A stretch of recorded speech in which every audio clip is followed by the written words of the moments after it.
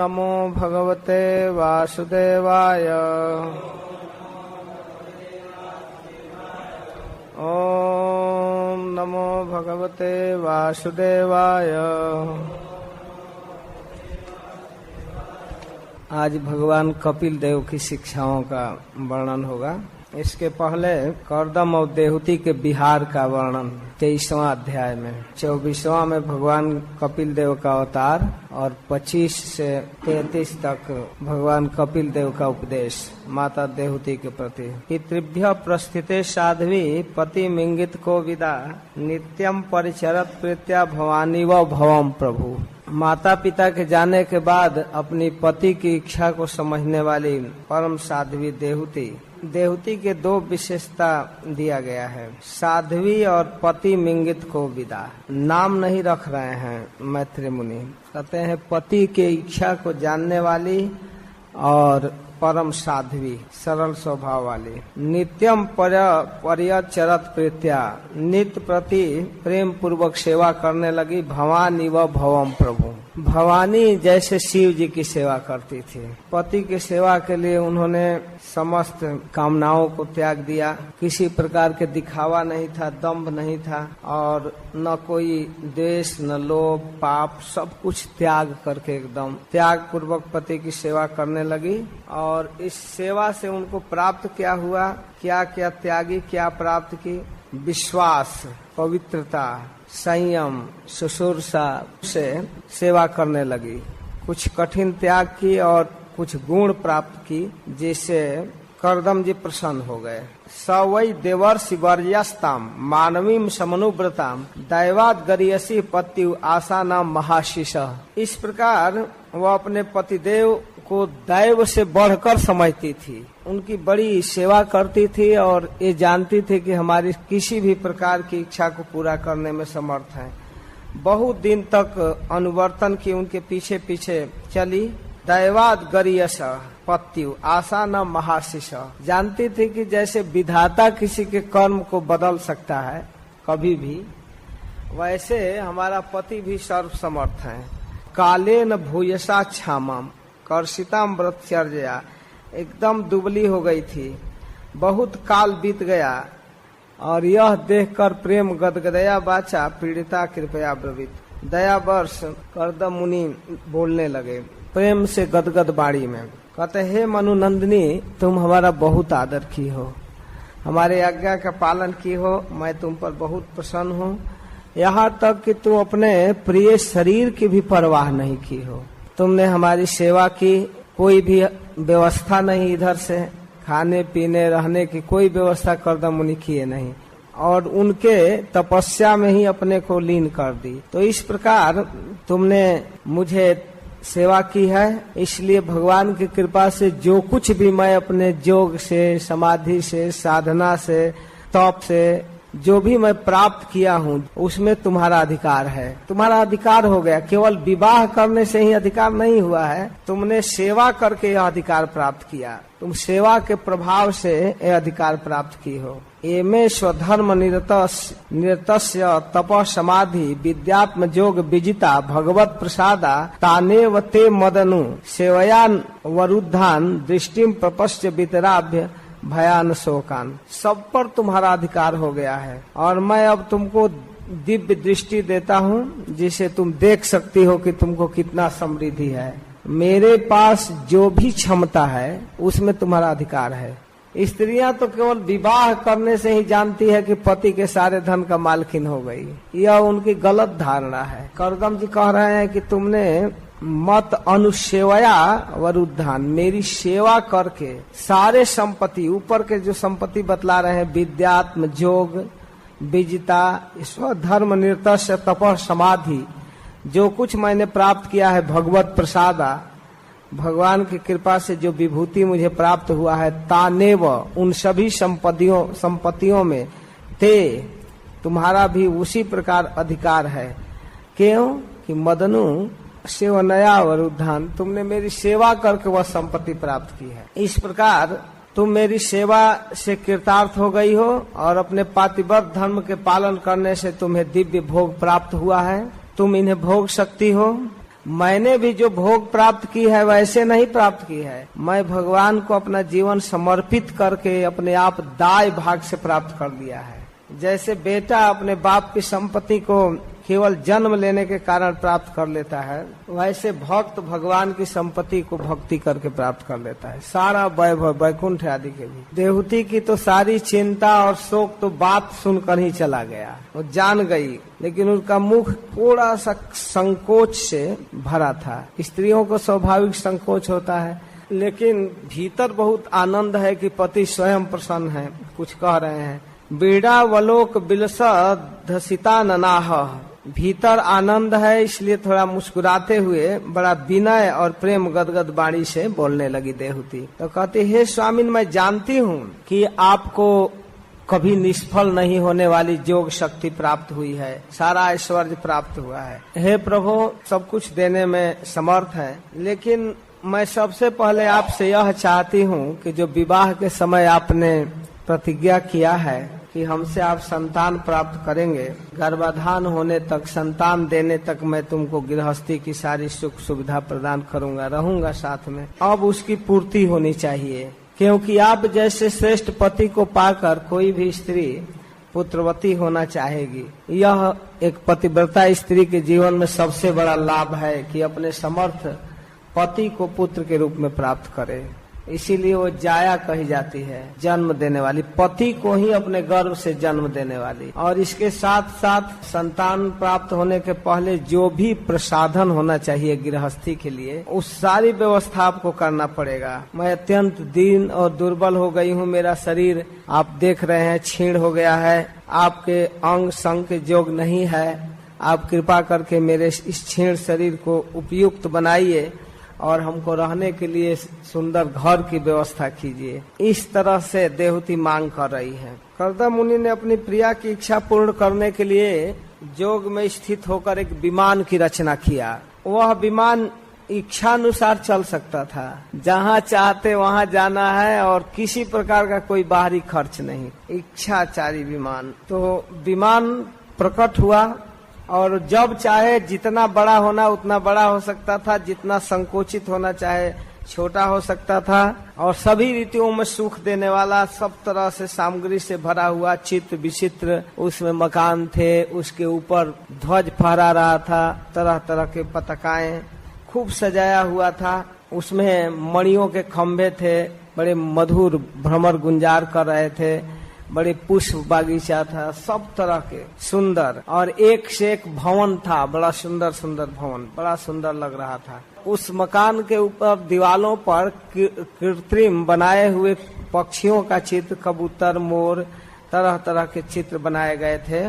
ऐसे जान पड़ते थे एकदम सजीव हैं। बड़ा सुंदर भवन था, उसमें रहने के लिए स्थान, खेलने का स्थान, बैठने का शयन गृह, आंगन, चौक, तरह तरह से अद्भुत था।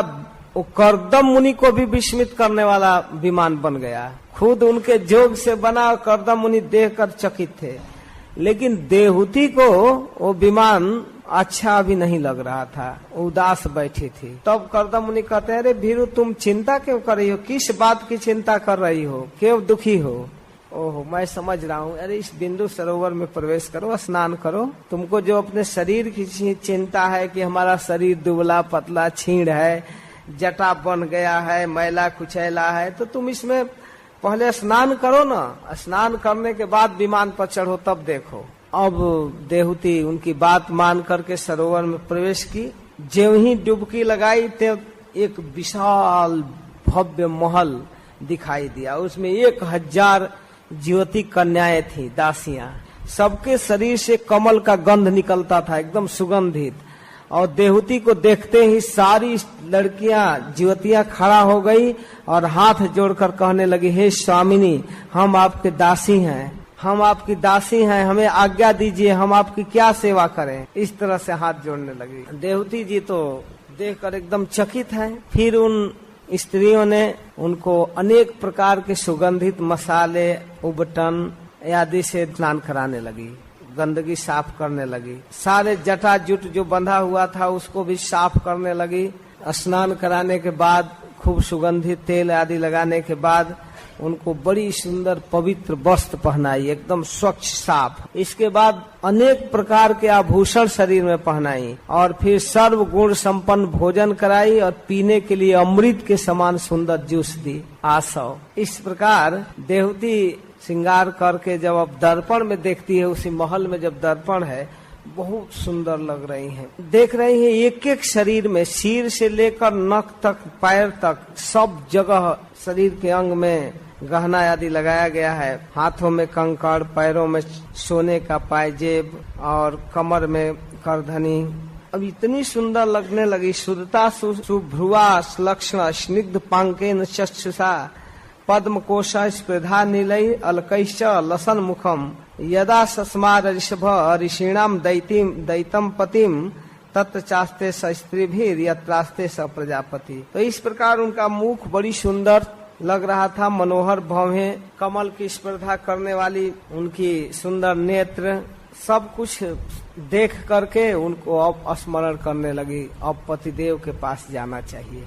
जो ही अपने पति का स्मरण की, ते उन सहस्त्र स्त्रियों के साथ अपने प्राणनाथ कर्दम मुनि को पाती है। देवती देखकर बड़ा प्रभावित हुई, सोच रही है कि पति के पास चलना चाहिए, तब तक कर्दम जी भी दिख रहे हैं। तो इस प्रकार कर्दम जी ने देखा कि देवती का शरीर स्नान करने से निर्मल हो गया और विवाह काल से पूर्व जैसा उनका शोभा था वैसा हो गया, मुख बहुत सुंदर लग रहा है। तब अपनी प्रिया को विमान पर चढ़ने के लिए कहते हैं, ठीक है चलो इस विमान पर चढ़ो। तो उस समय अपनी प्रिया के प्रति अनुरक्त कर्दम जी की महिमा ज्यों का त्यों बना हुआ था। जैसे कामी लोग अपनी पत्नी को लेकर चलते हैं जहाँ तहाँ, वैसे कर्दम जी नहीं लग रहे थे। सारे साज समाज के साथ भी वे जितेंद्रिय लग रहे थे। वहाँ भी मन और इंद्रियों पर पूरा कंट्रोल था कर्दम जी को। खूब सुंदरी रति के समान दिखाई दे रही है पत्नी, लेकिन कर्दम का मन थोड़ा भी प्रभावित नहीं है। उस विमान को लेकर के कर्दम मुनि जब चले, वहाँ से चलकर अपने निवास स्थान बिंदु सरोवर से निकलकर वो कुबेर जी के समान मेरू पर्वत की घाटियों में विहार करने लगे। ऊपर स्वर्गीय लोकों में 8 लोकपाल की जो विहार भूमि है, अलग अलग सब जगह गए और इनमें कामदेव को बढ़ाने वाली शीतल मंद सुगंध वायु चल रहे थे। हवा की विशेषता है शीतल मंद और सुगंध। तो उन घाटियों में ऐसे सुंदर हवा बह रहे थे। वहाँ ऊपर से बहने वाली स्वर्गीय लोकों से गंगा का निर्मल गुंजार हो रहा है, धाराएं झरझर झरझर करके बह रही हैं। इस प्रकार उन घाटियों में, अष्टलोकपालों के घाटियों में सिद्ध लोग भजन करते थे। वे लोग जब कर्दम जी को देखे तो सब लोग उठ उठ कर इनकी वंदना की, प्रणाम किए, अगवानी किए। इस प्रकार अपनी प्राण प्रिया देवती को लेकर स्वर्गीय उद्यानों का भ्रमण किए। वैश्रम्भक, सुरसन, नंदन, पुष्पभद्र, चैत्रथ, इन सब देवदानों में विहार करते रहे और अनुराग पूर्वक बड़ा प्रेम से रहे। कोई जल्दीबाजी नहीं, घूम रहे थे आनंद से। जहाँ जितना रुकना चाहिए उतना रुक रहे थे। और उनका विमान स्वर्गीय देवता जब देखते थे तरस खा रहे थे, देवताओं से भी आगे बढ़ गए। किम दुरापादनम तेषाम पुंसाम उद्दाम चेतसाम यायरा सितः तीर्थ पद चरणों व्यसनात्यय। अरे विदुर जी, जिन्होंने भगवान के पवित्र पाद पद्मों का आश्रय ले लिया है, उस धीर पुरुष के लिए कौन ऐसी वस्तु है जो सुलभ न हो जाए। जो भगवान के चरणों की आराधना किया है उनके लिए क्या दुर्लभ है, सब कुछ प्राप्त कर लिए। इस प्रकार महायोगी कर्दम मुनि पूरे ब्रह्मांड के अंदर जितना लोक, द्वीप, वर्ष, सब आश्चर्यमय सृष्टि को दिखाते हुए फिर जब आश्रम पर आ गए, देवती के इच्छा के अनुसार विभज्य नवधात्मानम मानवीम सुरतोत्सुकाम रामम निर्मयन रे में वर्ष पूगान मुहूर्तवत। इस प्रकार बहुत वर्षों तक विहार किए, बहुत काल तक उन स्थानों में घूमते रहे। अपने आश्रम पर आए और देवती की इच्छा जानकर मानवी सुरतोत्सुकाम, मानवी मनुनंदिनी देवती को आनंदित करते हुए अपने आप को 9 भागों में विभाजित करके उनके साथ संग किए। इस प्रकार देवती ने एक ही साथ 9 कन्याओं को जन्म दी। सभी सुंदरी थी और सबके शरीर से कमल का गंध निकल रहा था। उस समय देवती जी ने देखा कर्दम मुनि अब संन्यास लेने के लिए तैयार, क्योंकि प्रतिज्ञा कर चुके थे कि हम संतान उत्पन्न करने तक तुम्हारे पास रहेंगे और फिर चले जाएंगे। वन में जाने के लिए उत्सुक पति के सामने अपने व्याकुलता को, आंसू को रोकते हुए बड़े ही मधुर वाणी से कर्दम जी के सामने बोलने लगी और अपने पैरों से के नख से धरती को कुदे रही थी देवती। और फिर देवती कहने लगी, हे नाथ, सर्वम तद भगवान मह्यम उपोवाह प्रतिश्रुतम अथापि में प्रपन्नाया अभयम दातुमर्हसि। हे भगवान, आपने जैसा कहा था, जैसी प्रतिज्ञा की थी, वो सब पूर्णतः आपने निभा दिया, पूरा कर दिया। फिर भी मैं आपकी शरणागत हूँ, आप मुझे अभय दान दीजिए, आप कृपा कीजिए। इन कन्याओं के लिए जोग वर खोजने पड़ेंगे। यह पति का कर्तव्य है कि पत्नी का पालन करे। आपके वन में जाने के बाद मेरे साथ कौन रहेगा? पति जब पाणी ग्रहण करता है पत्नी का, तो उसके जीवन के भरण पोषण की सारी जिम्मेवारी लेता है। पाति इति पति, पालन करना पड़ता है, खुद करता है, घर मकान रुपया पैसा सब व्यवस्था करता है। फिर अगर संन्यास लेना हो तो अपने बदले में पुत्र देकर जाता है और तब पुत्र अपनी माँ की सेवा करता है। ये पति का कर्तव्य है। बेटियां अपने घर चली जाएंगी तो मेरे साथ कौन रहेगा? तो आपने मुझे अपने बाद पुत्र नहीं दिए, तो आपके जाने के बाद मेरे शोक को दूर करने वाला होना चाहिए। अब तीसरी महत्वपूर्ण बात कह रही है कि हे प्रभु, अब तक तो मैं आपके साथ रही, आप जैसे समर्थ पति को पाकर भी वही इंद्रिय सुख की कामना की। आप एक बार प्रसन्न भी हुए, कुछ मांगने के लिए भी कहे, तो हमने आपसे अब इंद्रिय सुख मांगा, आपने उसको दिया। आपके प्रभाव को नहीं जानने के कारण मैं आपसे विषयों को मांग की। फिर भी प्रभु, मेरा संसार भय भी दूर करने वाला होना चाहिए। मैं भी भजन करना चाहती हूँ और इस संसार के दुख से उपराम होना चाहती हूँ। इसके लिए मुझे क्या करना चाहिए? अगर अनजान में भी, अज्ञान में भी असत पुरुषों का संग किया जाए तो असत संग जो है संसार बंधन का कारण हो जाए। अगर कोई कहे कि हम नहीं जानते थे कि ये दुष्ट है और उसके साथ रहना पड़ा, तो उसके साथ अनजान में किया गया संग, असत पुरुषों का संग संसार बंधन का कारण होता है।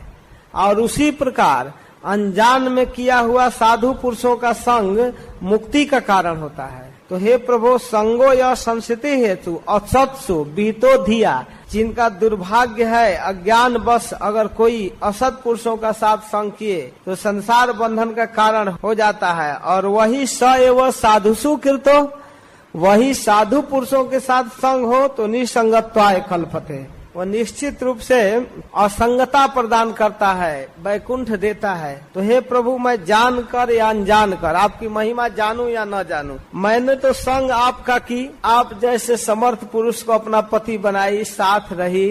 अब तो मुझे आपके जो वास्तविक संग का फल है वो तो मिलना चाहिए, वो तो मिला नहीं। आपके साथ साथ में भी वही विषय सुख मिला, तो इससे क्या फायदा है? नेह जत कर्म धर्माय न विरागाय कल्पते न तीर्थ पद सेवायै जीवन अपि मृत्यु ही स। अगर हे प्रभु, संसार में जिस पुरुष को कर्म करते करते धर्म में रुचि नहीं हुई, केवल कर्म पिशाच की तरह कर्म करता रहा, उन कर्मों से धर्म नहीं संपन्न हुआ, खूब कमाया लेकिन दान नहीं दिया, भगवान की सेवा नहीं किया उस धन से, और फिर उन कर्मों से वैराग्य नहीं उत्पन्न हुआ।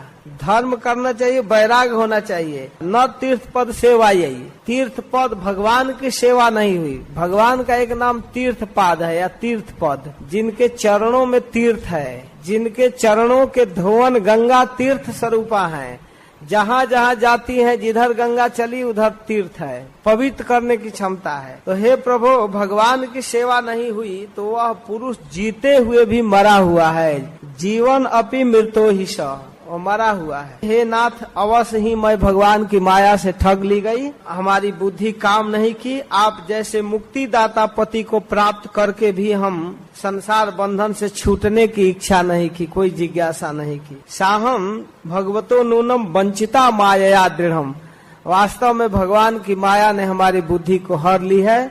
इसलिए यस्तम विमुक्तिदम प्राप्यम न विमुक्षेय बंधनात्, आप जैसे समर्थ पति को प्राप्त करके भी बंधन में पड़ी रही, मुक्ति की कामना नहीं की, इच्छा नहीं की, जिज्ञासा नहीं की। तो हे पतिदेव, हमें भी वह सुख प्रदान कीजिए जिस सुख में आप सुखी हैं। हमें भी भगवत भक्ति का उपदेश कीजिए, या हमें भी वो धन दीजिए। इस प्रकार मांग कर रही है देवती। मैत्रेय मुनि आगे कहते हैं कि मनु कुमारी की वैराग्य युक्त बातें सुनकर परम कृपालु कर्दम मुनि को भगवान का स्मरण होने लगा।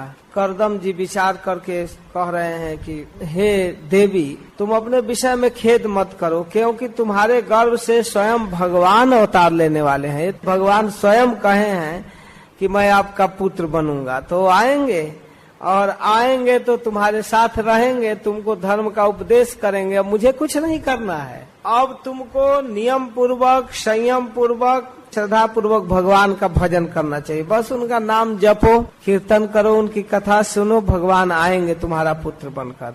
हरे कृष्णा कृष्ण कृष्ण हरे हरे, हरे राम राम राम हरे हरे। बस उनकी श्रद्धा पूर्वक भजन करो, और कुछ नहीं करना है।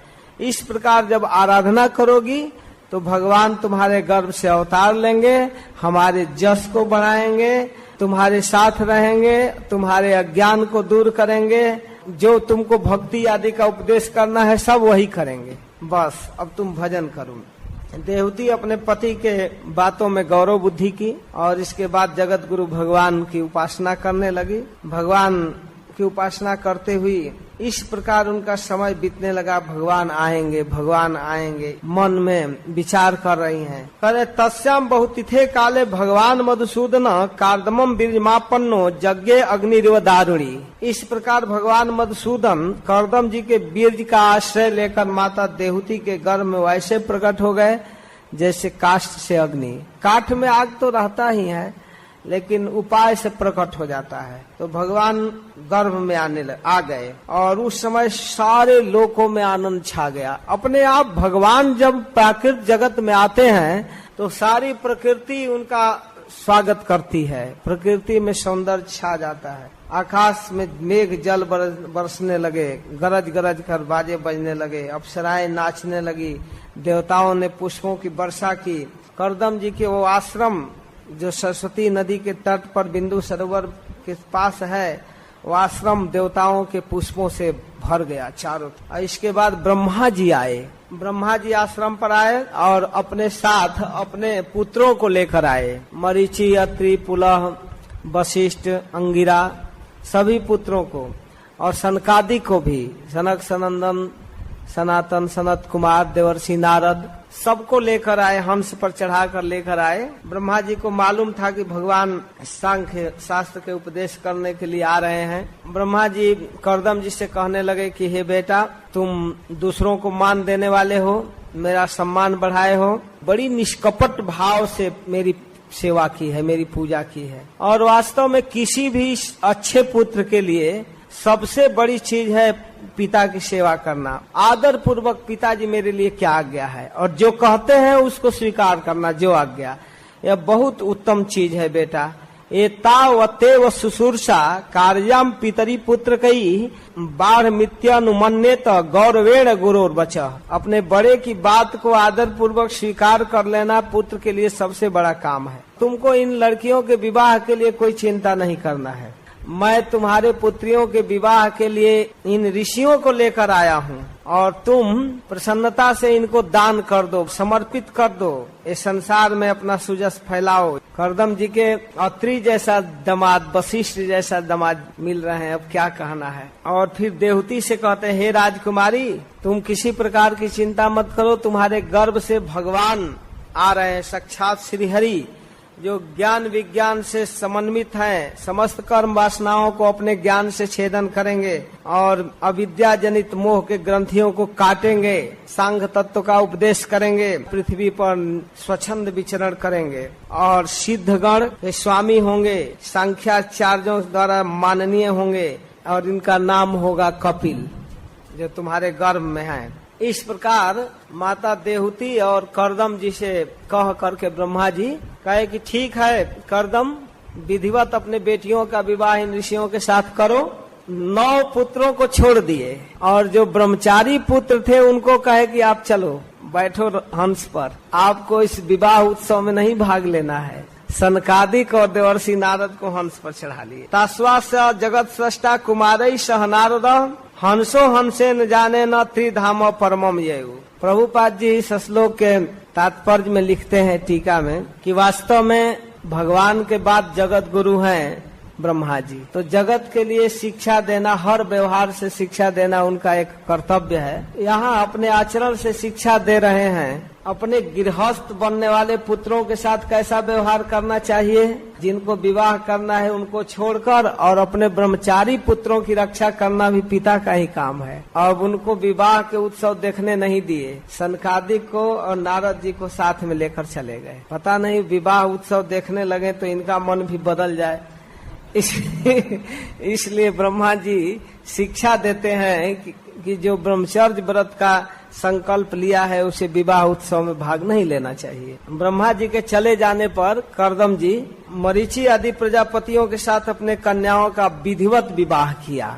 तो अपनी कला नामक कन्या का विवाह मरीचि के साथ, अनसुईया का विवाह अत्रि के साथ, श्रद्धा अंगिरा जी को, हबीरभू पुलस्त को, पुलह जी को गति नामक अपनी पुत्री दिए, और क्रिया को क्रतु जी के साथ, ख्याति भृगु जी के साथ, अरुंधति वशिष्ठ जी के साथ और शांति अथर्वा के साथ। इनकी 9 पुत्रियां हैं और 9 महान ऋषियों को दान किए। कर्दम जी ने उन विवाहिता ऋषियों का बहुत सम्मान किए, खूब सत्कार किए, आदर किए। इस प्रकार विवाह जब हो गया, ऋषि लोग अपनी पत्नियों को ले लेकर अब कर्दम जी की आज्ञा प्राप्त करके अपने अपने आश्रम चले गए। कर्दम जी देखे कि भगवान भी अवतार ले लिए, तो एकांत में जाकर भगवान को प्रणाम करते हैं, कहते हैं कि हे प्रभु, अपने पाप कर्मों के कारण इस दुखमय संसार में नाना प्रकार के पीड़ित जीवों पर कृपा करने के लिए आप अवतार लिए हैं। बहुत तपस्या करने के बाद देवता लोग खुश होते हैं और आप तो बहुत कम साधना में प्रसन्न हो जाते। हमने आपके लिए क्या किया, बहुत काल तपस्या किए, लेकिन भक्तों की एक विशेषता है कि भगवान की भक्ति को बहुत कम मानते हैं। तो हे प्रभु, हम विषय लोलुप लोगों के लिए आप होने वाली अपनी अवज्ञा पर आप कुछ नहीं विचार किए। जो तपस्या काल में प्रकट हुए थे और कहे कि मैं अवतार लूंगा, वो अवतार लिए। वास्तव में आप महान है प्रभु, मैं आपका क्या सेवा कर सकता हूँ। मैं आपके इस स्वरूप कपिल देव का शरण ग्रहण करता हूँ। प्रभु, आपकी कृपा से मैं सभी ऋणों से मुक्त हो गया, मेरा सारे मनोरथ पूर्ण हो गए, क्योंकि आप हमारे पुत्र बनकर आए। अब मैं संन्यास ग्रहण करके आपका चिंतन करना चाहता हूँ, समाधि में भजन करना चाहता हूँ, शोक रहित होकर विचरण करना चाहता हूँ। हे समस्त प्रजाओं के स्वामी, आप मुझे आज्ञा दीजिए, मैं आपका भजन निश्चिंत होकर करूं। भगवान से ही आज्ञा ले रहे हैं संन्यास का। तो भगवान कह रहे हैं कि ठीक है, मैंने जैसा आपसे कहा वैसा पूरा किया, और इस लोक में मेरा यह जन्म बड़े बड़े आत्मदर्शी मुनियों के लिए उपयोगी होगा। पहले जो मार्ग था बीच में काल क्रम से जो लुप्त हुआ है, उसको मैं फिर से स्थापित करने के लिए आया हूँ। वास्तव में भगवान कई बार ज्ञान दिए हैं और कई बार ज्ञान लुप्त हो जाता है काल क्रम से। अर्जुन को गीता के उपदेश करते समय भी कहते हैं कि काल के प्रभाव से लुप्त हो गया था, फिर से मैं दे रहा हूँ। मैं पहले सूर्य को दिया था, उसी को कहते हैं ऐसा आत्म पथो व्यक्तो नष्ट कालेन भूयसा तम परवर्तयितुम देहम इमम विधि मया भृतम। हे प्रभु, मैंने इसे फिर से स्थापित करने के लिए आया हूँ।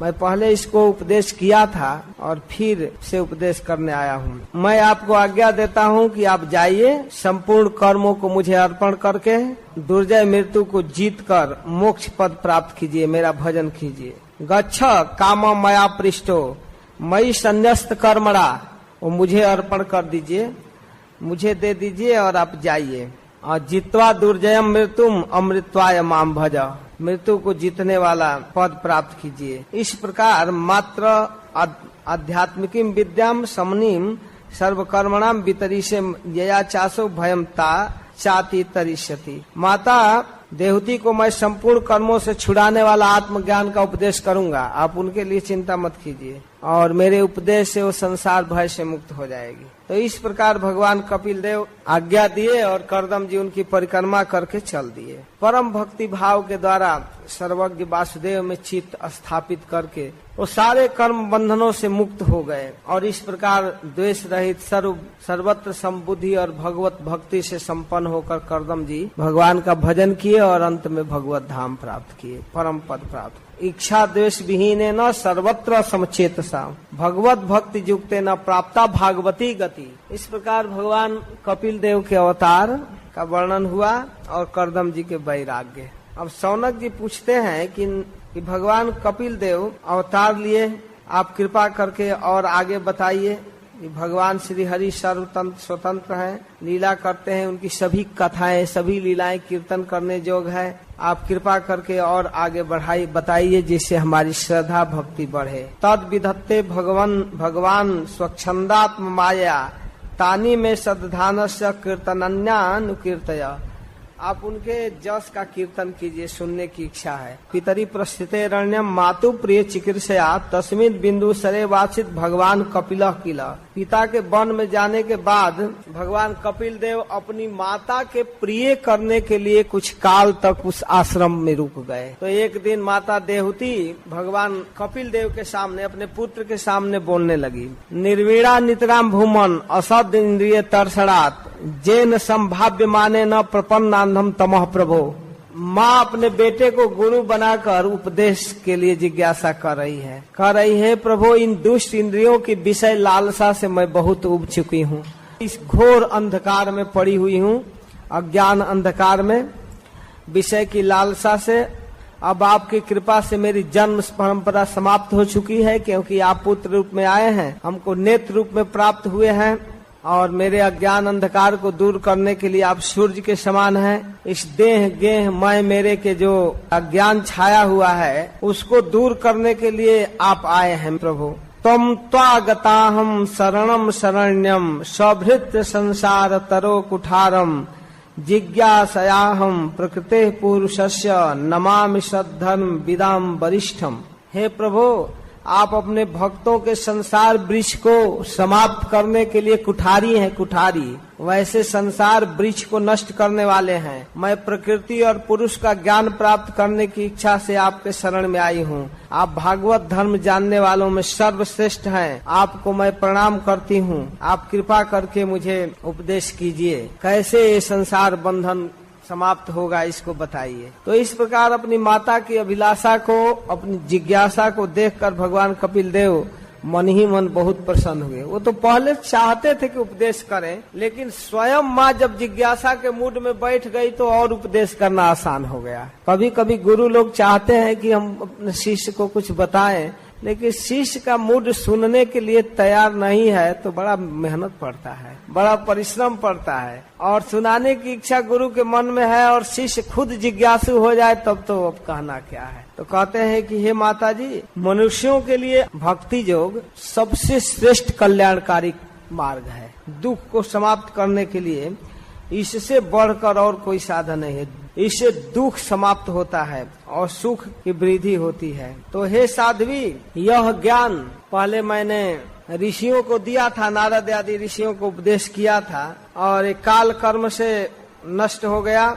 वही ज्ञान मैं तुमको सुनाने जा रहा हूँ। तमिमम ते प्रवक्ष्यामि यमोचम पुराणघे ऋषिणाम श्रोतु कामानाम जोगम सर्वांग नैपुणम। ऋषि लोग सुनने के लिए जिज्ञासा किए थे तो मैं एक बार उपदेश किया था इसका, और वही मैं आपको सुनाता हूँ। देखो, सबसे महत्वपूर्ण बात है जीव के बंधन और मुक्ति के लिए सबसे मुख्य कारण मन है। यही मन मनुष्य का जब विषयों में आसक्त होता है तो बंधन, और जब भगवान में परमात्मा के ओर उत्सुक होता है, जिज्ञासु होता है तो मुक्ति। चेता खलवस्य बंधाय मुक्तये चात्मनो मतम गुणेशु सक्त बंधाय आरतम व पुंसी मुक्तये।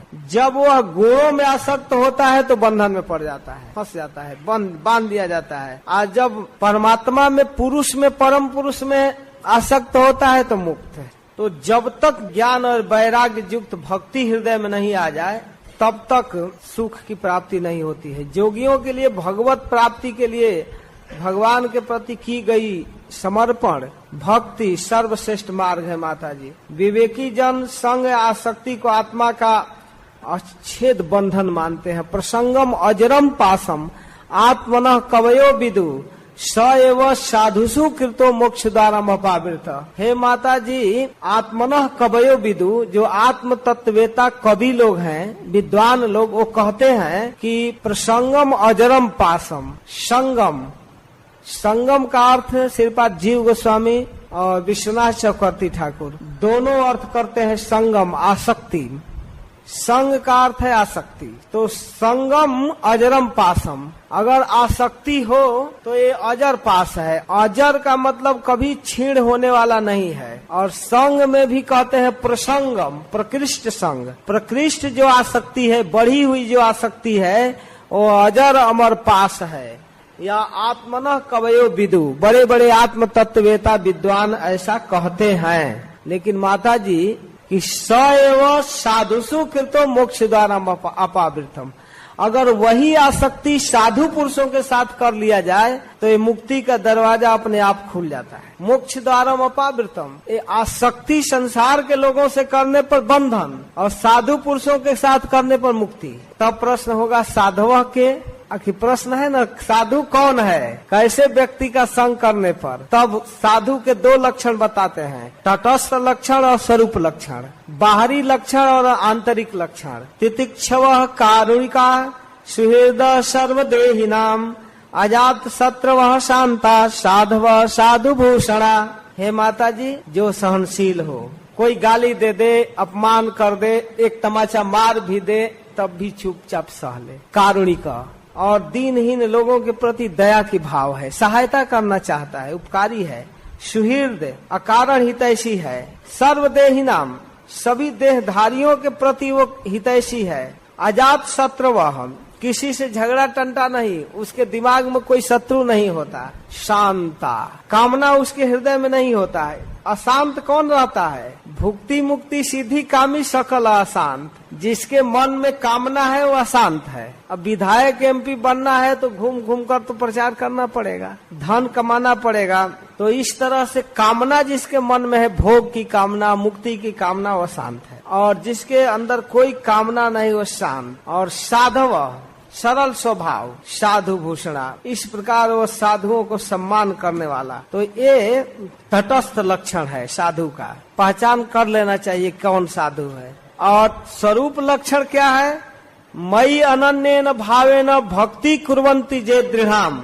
अनन्य भाव से जो मेरी भक्ति करता है, मेरे विषय में सुनता है, बोलता है, स्मरण करता है, श्रवणम कीर्तनम। मत कृते त्यक्त कर्माणा त्यक्त सजन बांधवा। मेरे लिए वह सारे कामों को छोड़ देता है, अपने बंधु बांधवों को छोड़ देता है, अपना काम, बिजनेस, व्यापार। मेरी कथा सुनने का अवसर आया तो सारी जिम्मेवारी छोड़ दिया, कथा सुन रहा है। यह उसका अंतरंग लक्षण है, स्वरूप लक्षण। उसके स्वरूप में मेरी भक्ति है, वो बनावटी नहीं करता है। मत कृते त्यक्त कर्माणा त्यक्त सजन बांधवा। मेरे लिए अपने स्वजन को, अपने बंधु को, अपने परिवार को, माता पिता, भाई बंधु, स्त्री पुत्र सबको छोड़ देता है। मदाश्रया कथा मृष्टा, मेरे आश्रय में रहता है, मेरी मधुर कथा सुनता है। श्रृण्वन्ति कथयन्ति च, मेरी कथा को सुनता है और बोलता भी है। तपन्ति विविधा तापा, मेरे लिए वो विविध प्रकार के ताप सहता है। जाड़े के दिन में भी स्नान करके मंगला आरती में आता है मेरा दर्शन करने। मेरे लिए तपस्या करता है, एकादशी को उपवास करता है और मेरी भक्ति के प्रचार में तरह तरह का दुख सहता है, प्रीचिंग करता है। नैतान मदगत चेत सह, उसके चित्त में कुछ है ही नहीं, और मुझ में अपना चित्त लगाए रहता है। अलग से उसकी कोई प्लानिंग, कोई योजना नहीं, मेरी सेवा में लगा रहता है। तो हे देवी, तय एते ते एते साधव साध्वी सर्व संग विवर्जिता संगत्यर्थस ते प्रार्थ्य संग दोषा हराहिते। इसलिए हे देवी, ऐसे सर्व संग परित्यागी महापुरुष होते हैं और तुमको भी ऐसे ही साधु पुरुषों की संग की इच्छा होनी चाहिए। प्रसंगम अजरम पासम आत्मनः कवयो विदु स एव साधुषु कृतो मोक्ष द्वारम अपावृत। क्योंकि ऐसे साधु पुरुषों के साथ करने पर जो दोष है ना, संग दोष हर जाता है। संग दोष का मतलब गंगा गए गंगा दास, जमुना गए जमुना दास, जहाँ गए वहाँ की दास बन गए, वहाँ का रंग चढ़ गया। परिवार में गए परिवार का रंग, ससुराल में गए ससुराल का रंग। ये जो सामाजिक दोष है वो दोष को हर लेने वाले होते हैं साधु पुरुष। उनके पास आते ही जो सामाजिक, पारिवारिक, जो भौतिक, सांसारिक दोष छाया रहता है हृदय पर, वो दोष समाप्त हो जाता है। इसलिए प्रयास पूर्वक साधुओं के संग में जाना चाहिए अपनी बैटरी चार्ज करने के लिए। ये दोष समाप्त करने वाले हैं। साधु पुरुषों के पास ऐसी चार्जिंग है, चार्जिंग मशीन। क्या होता है? सताम प्रसंगान मम बीर्ज संविदो भवन्ति हृत्कर्ण रसायना कथा तदजोषणा दासोपवर्ग वर्तमनि सधारतिर्भक्तिरनुन कमिष्यति। हे माता जी, ऐसे साधु पुरुषों के साथ जब भेंट होता है, सताम प्रसंगान, जब साधु पुरुषों के साथ संग होता है, तो मम बीर्ज संविद हृतकर्ण रसायना कथा भवंती, कि मेरी महिमा से भरी हुई कथा होती है, और वह कथा मेरी महिमा से युक्त होने के कारण हृदय को और कान को बहुत मधुर लगती है। हृतकर्ण रसायना, हृदय और कान में रस देने वाली होती है, ये रस देने वाली होती है। और फिर इसके साथ साथ तज्जोषणा दास पवर्ग वर्तमनि, और वह कथा अपवर्ग के मार्ग को क्लियर कर देती है, और बैकुंठ के रास्ता सुलभ हो जाता है। और इसके बाद मेरे प्रति, मेरी प्रेमा भक्ति के प्रति श्रद्धा, रति और प्रेम प्राप्त हो जाता है। हे माता जी, इसलिए साधु पुरुषों का संग करना चाहिए। भक्त्या पुमान जात विराग ऐन्द्रियात दृष्टा सुतान मद रचनानुचिंतया चित्तस्यतो ग्रहणे जोग युक्तो यतिष्यते ऋजुभिर जोग मार गई। उन साधु पुरुषों के साथ सुनने का प्रचुर अवसर मिलता है, विचार किया जाता है, और इस प्रकार मन में जो विषय के कलमश है वो दूर हो जाते हैं एकदम साफ अपने आप, और एकदम आसान हो जाता है भगवत भक्ति, भगवत प्रेम को प्राप्त करना। इस प्रकार इन संसारिक विषयों से वैराग्य होता है, और फिर मेरे प्रति सुदृढ़ भक्ति प्राप्त हो जाती है। जोगेन मय्यर पितया च भक्त्या माम प्रत्यगात्मान मिहा वरुंधे। धीरे धीरे मुझे प्राप्त करने का मार्ग सुलभ हो जाता है। तो फिर कहती है काचित्व उचिता भक्ति कीदृशा मम गोचरा। देवती जी फिर प्रश्न करती है कि आपकी उचिता भक्ति क्या है, समुचित रूप से एकदम सरल सहज भक्ति क्या है। यया पदम ते निर्वाणम अंजसान्मान सवा अहम, जिससे मैं सहज में उस निर्वाण पद को प्राप्त कर लूं। बड़े बड़े जोगी लोग जिसको प्राप्त करते हैं उसको आसानी से प्राप्त करने वाला मार्ग बताइए। और उस भक्ति के कितने अंग हैं, किस प्रकार उसके विभेद हैं, कैसे उसको प्राप्त किया जाता है, आप कृपा करके बताइए। आपकी कृपा से मैं मंदमती स्त्री जाति दुर्बोध विषय को समझ सकूं, एकदम आसान करके बताइए। तदे तन में बीजानी ही यथाहम मंद धीर हरे। मंद धी अपने कहती है, कम बुद्धि वाली है, दैनता में बोल रही है, भगवान की माँ है, बुद्धि कम थोड़े है। कह रही है कि मंद धी तथा अहम मंद धी, हम कम बुद्धि वाली है, हरे हमारे अज्ञान को हर लीजिए, हरे संबोधन कर रही, कृपा करके बताइए। भगवान कहते हैं कि हे माता जी, जिसका चित्त एकमात्र मुझ में लग जाता है, भगवान हरि के प्रति स्वाभाविक प्रवृत्ति हो जाती है, तो उसको अहेतुकी भक्ति कहते हैं। स्वाभाविक प्रवृत्ति, किसी कारणवश नहीं, स्वाभाविक ही लग जाए, कोई ऊपर से नियम कानून का बंधन न हो और न कोई कामना हो। तरह तरह के भक्त होते हैं अनेकों प्रकार के, लेकिन स्वाभाविकी भक्ति जब हो जाए भगवान के प्रति, यही भक्ति अहेतुकी भक्ति है। और यह भक्ति मुक्ति से बढ़कर है। अनिमिता भागवती भक्ति सिद्धे गरीयसी जरत्यासु या कोशम निर्गिर्ण मनलो जथा नयकात्मना में स्पृहंति केचिन मतपाद सेवा भिरता मदीहा एनोन्यतो भागवता प्रसज्य सभा जयंते मम पौरुषाणी। हे मेरी माता जी, मेरे चरणों में प्रीति रखने वाले, मेरी ही प्रसन्नता के लिए कार्य करने वाले ये भक्त कितने बड़भागी हैं। वे परस्पर मिलकर मेरे पराक्रमों की चर्चा करते हैं, उनको मुक्ति आदि नहीं चाहिए, वे मेरी चर्चा करते हैं और परस्पर में आपस में मेरी कथा को सभा जयंते मम पौरुषाणी कहने में आनंदित होते हैं, आनंद लेते हैं। परस्पर एन्योन्यतो भागवता प्रसज्य, भगवान की कथा कहने में सभा जयंते आनंदित होते हैं मम पौरुषाणी। और पश्यन्ति ते में रुचिराम बसंत प्रसन्न वक्ता ऋण लोचनानी रूपाणी दिव्यानी वर प्रदानी साकम वाचम स्पृहण्याम वदंती। और वो मेरे स्वरूप का दर्शन करते हैं, मेरे सुंदर मनोहर झांकी को देखते हैं, स्पृहा करते हैं। पश्यन्ति ते में रुचिराम बसंत, वे मेरे मुखारविंद को देखते हैं, प्रेम पूर्वक देखते हैं, बात करते हैं, एक दूसरे से मेरे विषय में बताते हैं जैसे शास्त्रों में मेरा स्वरूप है। ऐसी मेरी भक्ति न चाहने पर भी उनको परम पद दिला देती। नहीं चाहते हैं, चाहते हैं कि हम भगवान के इन रूपों को देखें, इन लीलाओं को गावें, हम इसी जगत में रहें, लेकिन वो मेरी भक्ति उनको परम पद दे देती है। इसलिए जिनका एकमात्र मैं ही प्रिय हूँ, मैं ही आत्मा हूँ, मित्र हूँ, गुरु हूँ, सुहृद हूँ, इष्ट हूँ, आश्रय हूँ, और वो वैकुंठ धाम में पहुंचकर किसी भी प्रकार दिव्य भोगों से रहित नहीं होते, न मेरा काल चक्र उनको ग्रसित करता है,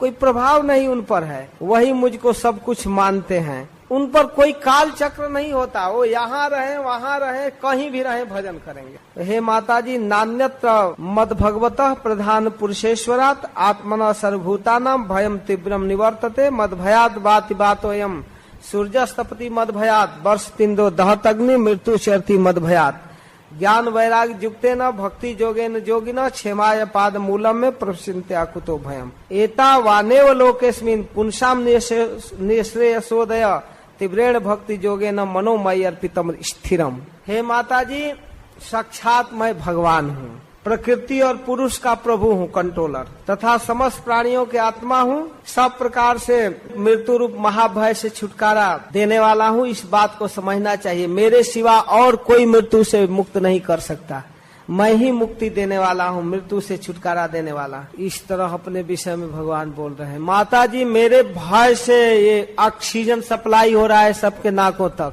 मद भयात बाति बातोयम सूर्यस्तपति मद भयात, ये हवाएं मेरे भय से चल रही है, मेरे भय से सूर्य राइट टाइम पर उगता है और सारे जगत को प्रकाश देता है, मेरे भय से इंद्र वर्षा करता है, अग्नि में जलाने की क्षमता है, और मेरे भय से काल सबको मारता है। मद भयात बाति बातोयम सूर्यस्तपति मद भयात वर्ष तिंदो दहत अग्नि मृत्यु चरती मद भयात। तो इस प्रकार जोगी जन ज्ञान वैराग युक्त भक्ति योग के द्वारा शांति प्राप्त करने के लिए मेरे इन निर्भय चरण का आश्रय लेते हैं।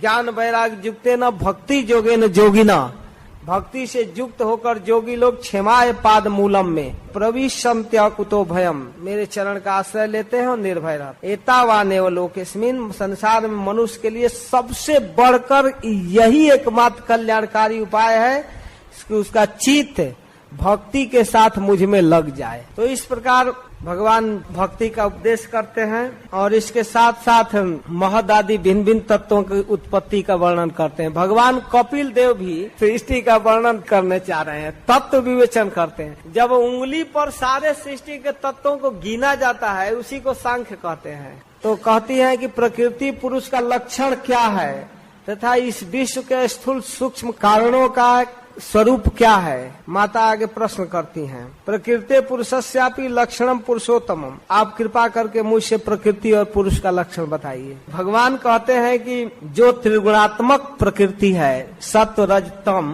वो अव्यक्त रहती है, तब उसको प्रधान कहते हैं। प्रकृति जब पोस्टपोन्ड हो जाती है, शांत हो जाती है, तो यही त्रिगुणात्मिका प्रकृति प्रधान कही जाती है।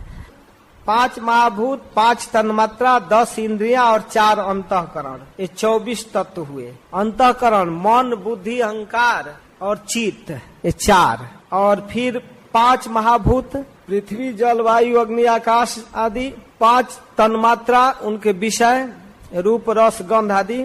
और 10 इंद्रियां, 5 ज्ञान इंद्रिया, 5 कर्म इंद्रिया। तो ये 24 तत्व समूह को प्रकृति का कार्य कहते हैं।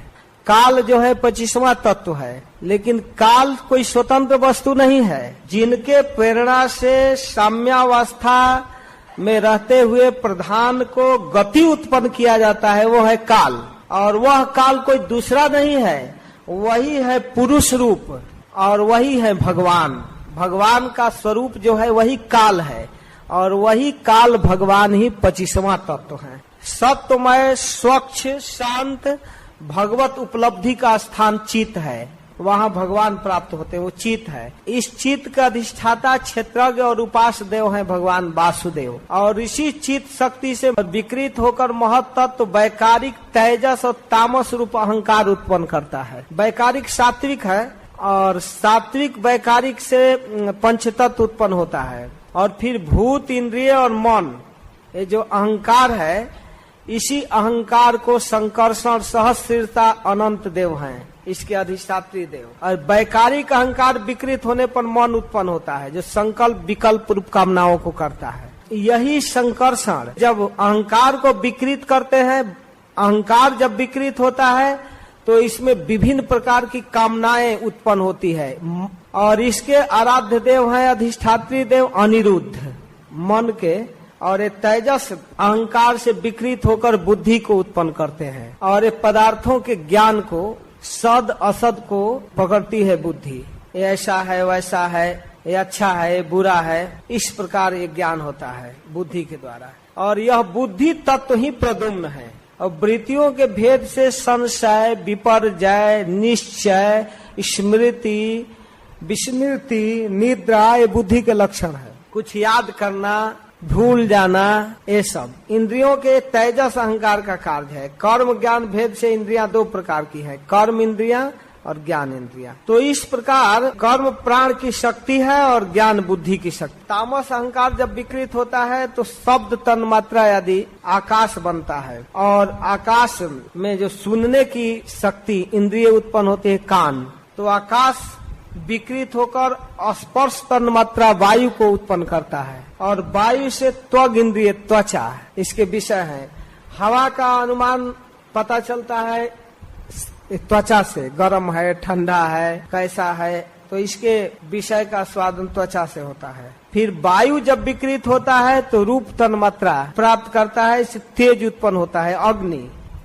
रूप को देखने वाला कौन है? आँख। आँख इंद्रिय होती है, नेतेंद्रिय। और अग्नि जब विकृत होता है तो रस तन मात्रा को उत्पन्न करता है, जल। और जल से रसेंद्रिय, जिह्वा, जिह्वा रस को लेने वाली होती है। और फिर जल जब विकृत होता है तो गंध तन मात्रा पृथ्वी को उत्पन्न करता है। और इससे घ्राणेन्द्रिय, नाक आदि इसके गंध को लेते हैं। क्रमशः एक का गुण दूसरे में अनुगत होते जाता है। इसलिए पृथ्वी में सभी गुण है, पांचों गुण है, शब्द, स्पर्श, रूप, रस और गंध। तीन सभी तत्वों को एकत्रित करके जगत के आदि कारण भगवान नारायण काल, अदृष्ट आदि सतगुणों को एक साथ मिलाकर ब्रह्मांड उत्पन्न करते हैं। और फिर विराट ब्रह्मांड की परिकल्पना होती है। और इस विराट ब्रह्मांड में विराट पुरुष के विभिन्न अवयवों की कल्पना की गई है। देखिए कई लाइन में, यहाँ से आप 62 के बाद श्लोक पढ़िए। नोद तिष्ठ तदा विराट, नोद तिष्ठ तदा विराट, नोद तिष्ठ तदा विराट। कहते हैं वहिनी वाचा मुखम भेजे, नोद तिष्ठ तदा विराट। घ्राणेन नासिके वायु, नोद तिष्ठ तदा विराट। अक्षिणी चक्षुषा दित्यो, नोद तिष्ठ तदा विराट। श्रोत्रेण कर्णौ च दिशो, नोद तिष्ठ तदा विराट। कहते हैं सब कुछ बना, इंद्रियां बनी, सब बना, वाणी, अग्नि, सब चीज उसमें सारा चीज दे रहा है, लेकिन वो विराट उठ ही नहीं रहा है। नोद तिष्ठ तदा विराट, वो विराट उठ नहीं रहा है, जड़ है, नहीं उठ पाया। तो चिते न हृदय चैता क्षेत्रज्ञ पाविशद जदा विराट तदैव पुरुष सलीला दुष्ठित। किंतु जब चित्त का अधिष्ठाता क्षेत्रज्ञ ने चित्त के सहित हृदय में प्रवेश किया, तब विराट पुरुष उसी समय जल से उठकर खड़ा हो गया। तब चित्त में जब वासुदेव आए और इसके बाद चालू हुआ, तब संकर्षण, प्रद्युम्न और अनिरुद्ध जब ये चेतन तत्व भगवत स्वरूप प्रवेश किए इस प्रकृति में, तब उठा। अंतिम श्लोक यह है, तमस्मिन् प्रत्यगात्मानं धिया जोग प्रवृत्तया भक्त्या विरक्तया ज्ञानेन विविच्यात्मनि चिंतयेत्। इसलिए भक्ति, वैराग्य और ज्ञान से चित्त की एकाग्रता प्रकट करके आत्मस्वरूप भगवान का चिंतन करना चाहिए। भक्ति के साथ उनका स्मरण करना चाहिए कि सब कुछ बनकर इसी तरह स्थूल है, बिना उनके कुछ नहीं हो सकता। खूब सुंदर मोटर गाड़ी बनाकर तैयार कर दिए, लेकिन जब तक चेतन ड्राइवर नहीं आएगा वो रोड पर नहीं दौड़ेगा। कितना हो बड़ी कंपनी की गाड़ी हो, चेतन ड्राइवर जरूरी है। भगवान इस सृष्टि को करने वाले हैं, इस बात को समझना चाहिए। और इसके साथ श्री भगवान फिर कहते हैं कि हे माता जी, जिस प्रकार जल प्रतिबिंबित सूर्य के साथ जल के शीतलता, चंचलता आदि गुणों का कोई संबंध नहीं है, उसी प्रकार इस प्रकृति से उस पुरुष का कोई संबंध नहीं। मान लीजिए प्रकृति में भगवान विलीन हो गए तो क्या भगवान इस प्रकृति के गुणों से फंस गए? कहते हैं नहीं नहीं माता जी, देखो जैसे सूर्य का प्रतिबिंब जल पर पड़ता है और तो जल में जो शीतलता है और चंचलता है, मान लीजिए पानी हिल रहा है तो हिलने से सूर्य की प्रतिछाया हिलता दिखाई देता है, या उस सूर्य के प्रतिबिंब को छूते हैं तो ठंडा लगता है, जल में ठंडापन है, शीतलता है, चंचलता है। तो इसका मतलब यह नहीं कि सूर्य अब ठंडा हो गया। सूर्य को इस जल के शीतलता से, चंचलता से कोई मतलब नहीं है, वो ऊपर है। उसका जो प्रतिबिंब जो जल में है तो जल के शीतलता और चंचलता प्रतिबिंब को प्रभावित कर रहा है, न कि सूर्य को। सूर्य उससे प्रभावित नहीं है। इसलिए इस प्रकृति के गुणों से उस परम पुरुष का कोई संबंध नहीं है। वो तमोगुणी नहीं है, रजोगुणी नहीं है। परम पुरुष वह इन संसार के भोगों में, यहाँ के सुख दुख में नहीं बंधता है, निर्विकार है, अकर्ता है, निर्गुण है। किंतु जब वह प्राकृत गुणों से अपना संबंध स्थापित कर लेता है, अहंकार से मोहित होकर अपने को कर्ता मानने लगता है, शुद्ध चिन्मय स्वतंत्र जीवात्मा, वहाँ वो बैठ जाता है और विभिन्न प्रकार के ऊंच नीच जोनियों में घूमता रहता है। तेन संसार पदवीम अवसो भेत्य निर्वृत प्रासंगिकई कर्म दोषई सद असन मिश्र जोनिषु घूमता है। अर्थे है विद्यमाने पी संस्थिति न निवर्तते ध्यायतो विषयानस्य स्वप्ने अर्थागमो जथा। यह श्लोक भागवत में 5-6 जगह आया है, कई जगह। अर्थे है विद्यमाने पी संस्थिति न निवर्तते, जिस प्रकार स्वप्न में भय शोक आदि का कोई कारण नहीं होने पर भी स्वप्न के पदार्थों में आस्था हो जाने के कारण दुख उठाना पड़ता है, उसी प्रकार भय शोक अहम मम और जन्म आदि रूप संसार की कोई सत्ता नहीं होने पर भी अविद्या बस विषयों का चिंतन करते हुए जीव का संसार चक्र से कभी निवृत्ति नहीं होता। अर्थे ही विद्यमाने पी संस्थिति न निवर्तते। जैसे व्यक्ति स्वप्न देखता है और स्वप्न के पदार्थों में आस्था हो जाता है। स्वप्न में न कोई सर्प रहता है, न बाघ, न सिंह, न सुख, न दुख, न हानि, न लाभ, कुछ नहीं रहता। लेकिन ऐसा सजीव स्वप्न होता है, मत पूछिए क्या दुख उपस्थित करता है, क्या सुख उपस्थित करता है, और व्यक्ति उसी में जूझता रहता है। अपनी समझ, अपनी मन, अपने अज्ञान विविध रूप धारण कर लेता है। बेड पर सोया हुआ शरीर तो पड़ा हुआ है, लेकिन वही अज्ञान एक अब दूसरा शरीर बना लेता है अपना, और बना करके भागता है, और पीछे से सांप भी बनाता है वही अज्ञान, और सांप पीछा कर रहा है और भय के मारे भाग रहा है, ओह डर रहा है, कांप रहा है और फिर कभी कभी खूब सम्मान प्राप्त करता है और कभी कभी दुख उपस्थित कर देता है, वही रुलाने लगता है। और फिर जब स्वप्न टूटता है तो पता चलता है कुछ नहीं है, हम तो ज्यों के त्यों बेड पर पड़े हैं। तो इस तरह जो कहीं कोई सत्ता नहीं है, उसी प्रकार जीव का जब स्वप्न टूट जाता है, ये महान अज्ञान का स्वप्न जो है, तब जाकर शांति मिलती है। इसलिए माताजी उचित यह है कि असन मार्ग विषय चिंतन में फंसे हुए चित्त को तीव्र भक्ति योग के द्वारा, वैराग के द्वारा धीरे धीरे बस में करना। अतः एवं शनैश्चितम प्रसक्तम अस्ताम पथि भक्ति योगे न तीव्रेण विरक्त्या च नयद बसम। तो बताते हैं कि भक्ति का क्या अर्थ है। भक्ति का अर्थ है मई भावे न सत्य न मत कथा श्रवणेन वही श्रवणेन च, मेरे विषय में सुनना, मेरे विषय में बोलना और स्मरण करना, ये सब भक्ति। साफ श्रवणम कीर्तनम विष्णु स्मरणम पाद सेवनम, ये भक्ति है। और इस प्रकार मुझ में सच्चा भाव रखे, मेरी कथा को सुने, समस्त प्राणियों में सम भाव रखे, किसी से बैर न करे, आसक्ति का त्याग करे, ब्रह्मचर्य का पालन करे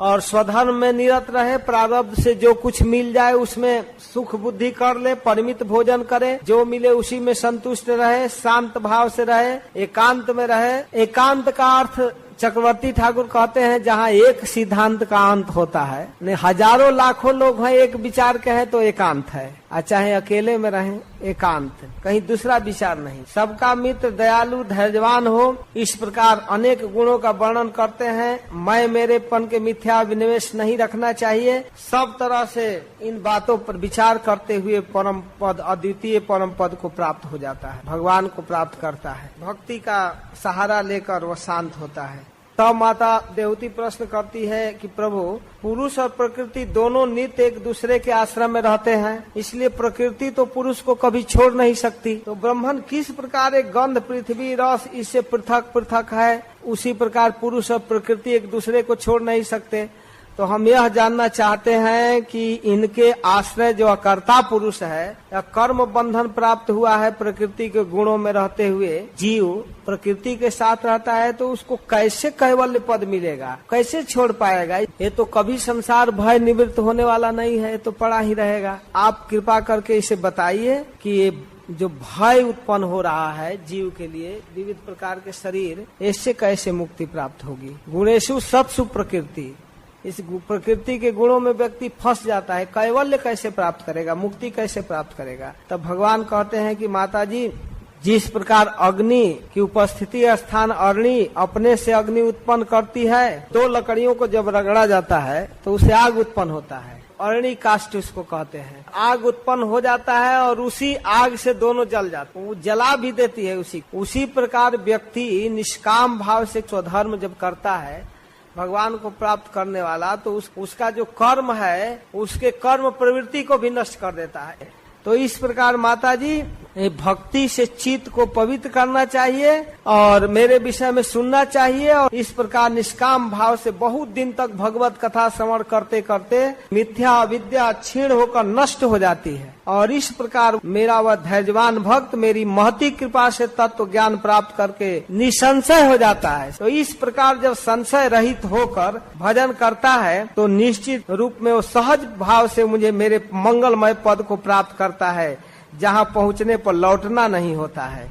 मद भक्त प्रतिबुद्ध्यार्थो मद प्रसादेन भूयसा निशेषम स्वसंस्थानम कैवल्याख्यम मदाश्रयम प्राप्नोति हांजसा धीर स्वदिशा छिन्न संशय जद गत्वा न निवर्तेत जोगी लिंगा विनिर्गमे। इसके बाद अष्टांग योग का वर्णन करते हैं 28वां अध्याय में। फिर भगवान कपिल देव कहते हैं कि माता जी, सर्वप्रथम आसन को जीतकर बैठने का अभ्यास किया जाता है।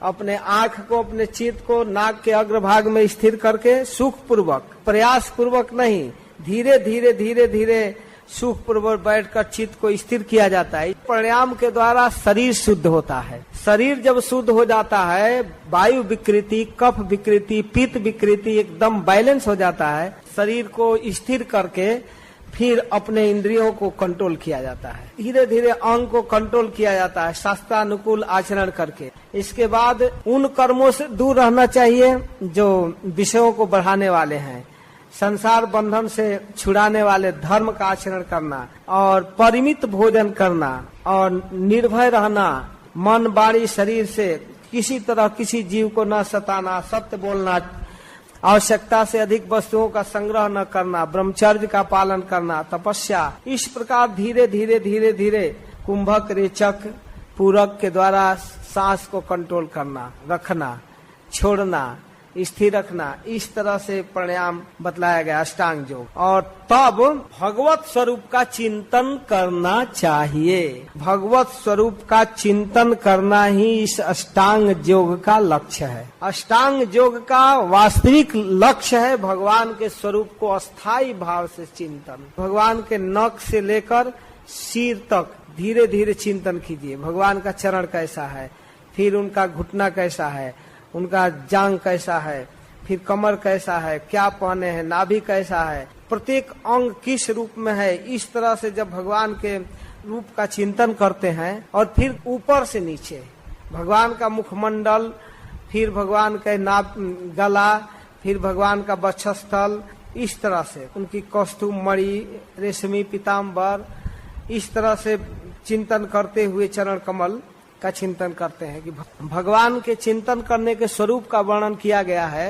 तो भगवान के चरण का ध्यान करते हैं तो कहते हैं जिसमें वज्र, अंकुश, ध्वजा यदि चिन्ह है और लाल लाल नक्षचंद्र, चंद्रिका, जो घोर अज्ञान अंधकार को दूर करने वाले बड़े बड़े ऋषि मुनि जति महात्मा जिन चरणों का ध्यान करते हैं और जिन चरणों को धोकर बहने वाली गंगा जगत को पवित्र करती है, इसी चरण के धोवन भगवान शिव अपने जटा में धारण करते हैं। इस तरह से सारे पाप समूह को धोने वाला चरण कमल है। इसकी महिमा का स्मरण करना चाहिए। इसके बाद भगवान के दोनों पिंडलिनों को नीचे घुटनों तक ध्यान करें कि जगत विधाता ब्रह्मा के आराध्या माता सुर वंदिता कमल लोचना लक्ष्मी जिन घुटनों को अपने जांघ पर रखकर अपने कोमल करों से जिनको लाड़ लड़ाती है, दबाती रहती है, वह है चरण। फिर भगवान के जांघ का स्मरण करें और उसको करते हैं कि अलसी के फूल के समान जो नील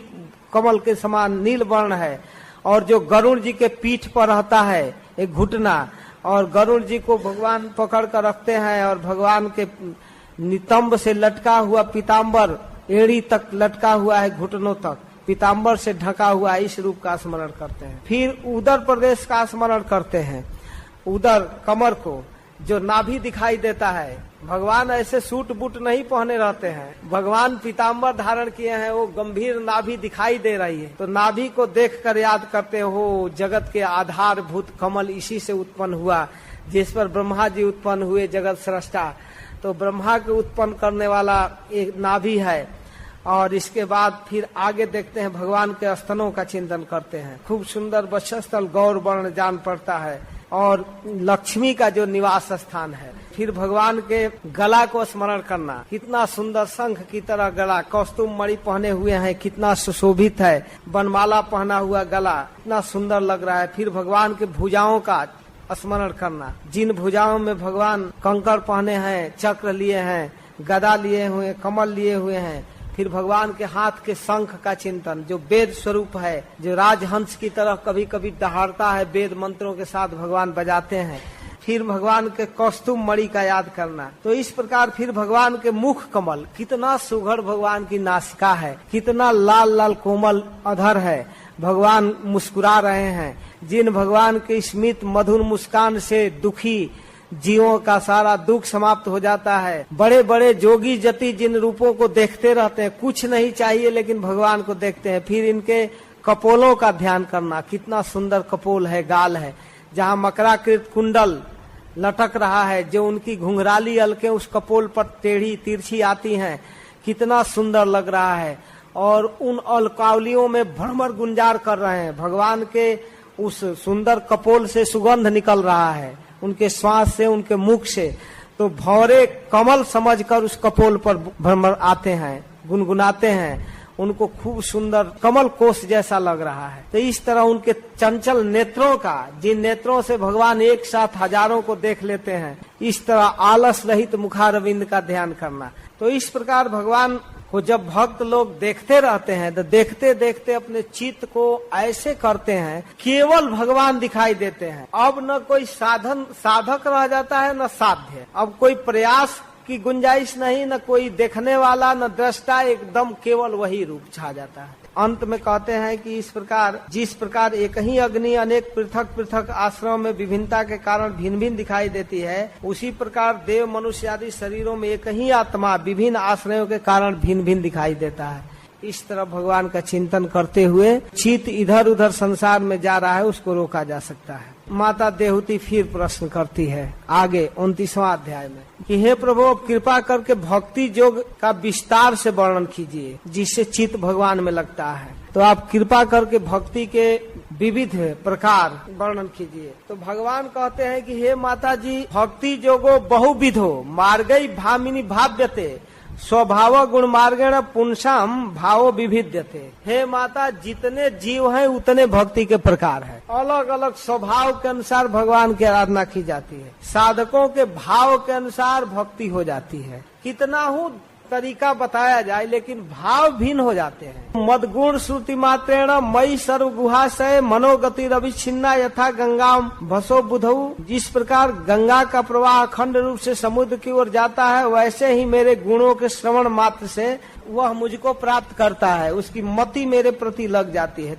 लक्षणम भक्ति योगस्य निर्गुणस्य हृदाहृतम अहेतुक्य अव्यवहिता या भक्ति पुरुषोत्तम। इसलिए हे माता जी, ऐसे भक्त अविच्छिन्न रूप से मुझ अंतर्जामी से प्रेम करता है, निष्काम और अनन्य भाव से, उस भक्ति को निर्गुणा भक्ति कहते हैं। और जब भक्त मेरी भक्ति करता है, इस प्रकार श्रवण कीर्तन में रुचि रखता है, तो उसको मुक्ति अच्छी नहीं लगती है, मुक्ति नहीं चाहता। सालोक्य शास्त्री सामीप्य सारूप्य का तुमप्युत दीयमानम न गिणंती बिना मत सेवनम जना। मेरी सेवा, मेरी प्रसन्नता के अतिरिक्त उसे कुछ नहीं चाहिए। जो 5 प्रकार की मुक्ति है वो नहीं चाहता है। सालोक्य, भगवान के लोक के समान लोक प्राप्त करना। साष्टी, भगवान के नित्य धाम में भगवान जैसा ऐश्वर्य प्राप्त करना। सामीप्य, भगवान के हमेशा निकट रहना। सारूप्य, भगवान के समान रूप प्राप्त करना। और सायुज, भगवान के विग्रह में मिल जाना, ये सायुज है। वैष्णव लोग तो इस मुक्ति को बहुत घृणा की दृष्टि से देखते हैं। तो इस प्रकार की मुक्ति जो है, 4 मुक्ति को तो वैष्णव स्वीकार कर लेते हैं, लेकिन 5वां जो सायुक्त है उसको नहीं स्वीकार करते। इस सेवा के प्रभाव से वह तीनों गुणों को लाग कर मेरे भाव को प्राप्त करता है भक्त। तो हे माता जी, इस प्रकार नित्य नैमित कर्तव्यों का पालन करके नित्य प्रति हिंसा से रहित होकर मेरी प्रतिमा का दर्शन करना, पूजा करना, स्तुति करना, वंदना करना, प्रणाम करना, धैर्य से वैराग का अवलंबन लेकर पुरुषों को मान देना, महापुरुषों का आदर करना, दीनों पर दया करना, जो समान व्यवहार, समान वयस, समान उम्र, समान वर्ग के लोगों के साथ मित्रता करना, मेरे विषय में कथा श्रवण करना, नामों का उच्च स्वर से कीर्तन करना, सरलता के साथ रहना, अहंकार को त्याग करना। इस प्रकार से जो भागवत धर्म है इसका अनुष्ठान करना और फिर मेरे विषय में बार बार सुनना। इस प्रकार जब वो सुनता है तो सब जगह, सब ओर मेरा स्वरूप जानकर पूजा करता है। अहम सर्वेषु भूतेषु भूतात्मावस्थितः सदा तमोज्ञाय माम मर्त्य कुर्ते अर्चा विडम्बनम यो माम सर्वेषु भूतेषु संतम मात्मम ईश्वरम हित्वार्चा भजते मौढ़्या भस्मन नेवज्जिहोति स। परमेश्वर रूप से, परमात्मा रूप से मैं सबके अंदर हूँ और मोह बस उनकी उपेक्षा करके प्रतिमा की पूजा करता है तो उसकी पूजा वैसे व्यर्थ है जैसे राख में घी गिराना। राख में घी गिराने से हवन थोड़े होता है, आग में घी गिराने से होगा ना। इस प्रकार उसको मन शांति नहीं मिलती। जो दूसरे जीवों का अपमान करता है और बहुत अच्छा सामग्री से, बड़ी उत्तम सामग्री से मेरी पूजा करता है तो भी मैं उस पर प्रसन्न नहीं होता हूँ। जीव के साथ परमात्मा रूप में भगवान है या अंशभूत जीव भी भगवत अंश है, छोटा भगवान है, अणु भगवान। तो इस रूप में कोई डाउट नहीं है। इसलिए जीवों का अपमान नहीं करना चाहिए। भगवान कपिल देव कह रहे हैं सभी प्राणियों से मित्रता का व्यवहार करते हुए मैं सम दृष्टि से मेरा पूजा करना चाहिए, यथा उचित पूजा करना चाहिए। यद भयात बाति बातोयम सूर्यस्तपति यद भयात, मैं यद भयात वर्षते देवो भगणो भाति जद भयात। वहाँ मद भयात कहते हैं, यहाँ जद भयात कहते हैं। जद भयात, जिनके भय से, काल के भय से, उस पुरुष के भय से। वनस्पतियां जो फलती हैं, फूलती हैं, वृक्ष, उसमें भी उनका भय है। सब जगह उनकी मर्यादा काम करती है, इसलिए उनके कंट्रोल को समझना चाहिए। वह अविनाशी काल स्वयं अनादि आदि करता है और वही सारे जगत का अंत करता है। पिता को जन्म देने वाला, पिता से पुत्र को उत्पन्न करने वाला, सारा जगत की रचना करने वाला, पालन करने वाला, संहार करने वाला और काल जमराज के द्वारा मरवा देने वाला, अंत कर देने वाला, सब वही है। इस प्रकार 29वां अध्याय पूरा करते हैं काल की महिमा का वर्णन करके। फिर 30वां अध्याय में देह गेह में आसक्त व्यक्ति का स्थिति बताते हैं। यम यमर्थम उपादत्ते दुखे न सुख हेतवे तम तम धुनोति भगवान पुमान सोचती जत करते। माता जी, जीव सुख की अभिलाषा से जिस जिस वस्तुओं को बड़ा कष्ट से प्राप्त करता है उन वस्तुओं को भगवान काल नष्ट कर देते हैं, बेचारा शोक करता है। अगर मानो देवती जी पूछे कि बेटा स्पष्ट करो क्यों ऐसा करता है, सुख के लिए प्रयास करता है और दुख आ जाता है, क्यों? तो कहते हैं बड़ी भारी भूल होती है माता जी। यद अध्रुवस्य देहस्य शानुबंधस्य दुर्मति ध्रुवाणी मन्नते मोहाद गृह क्षेत्र बसुनी च।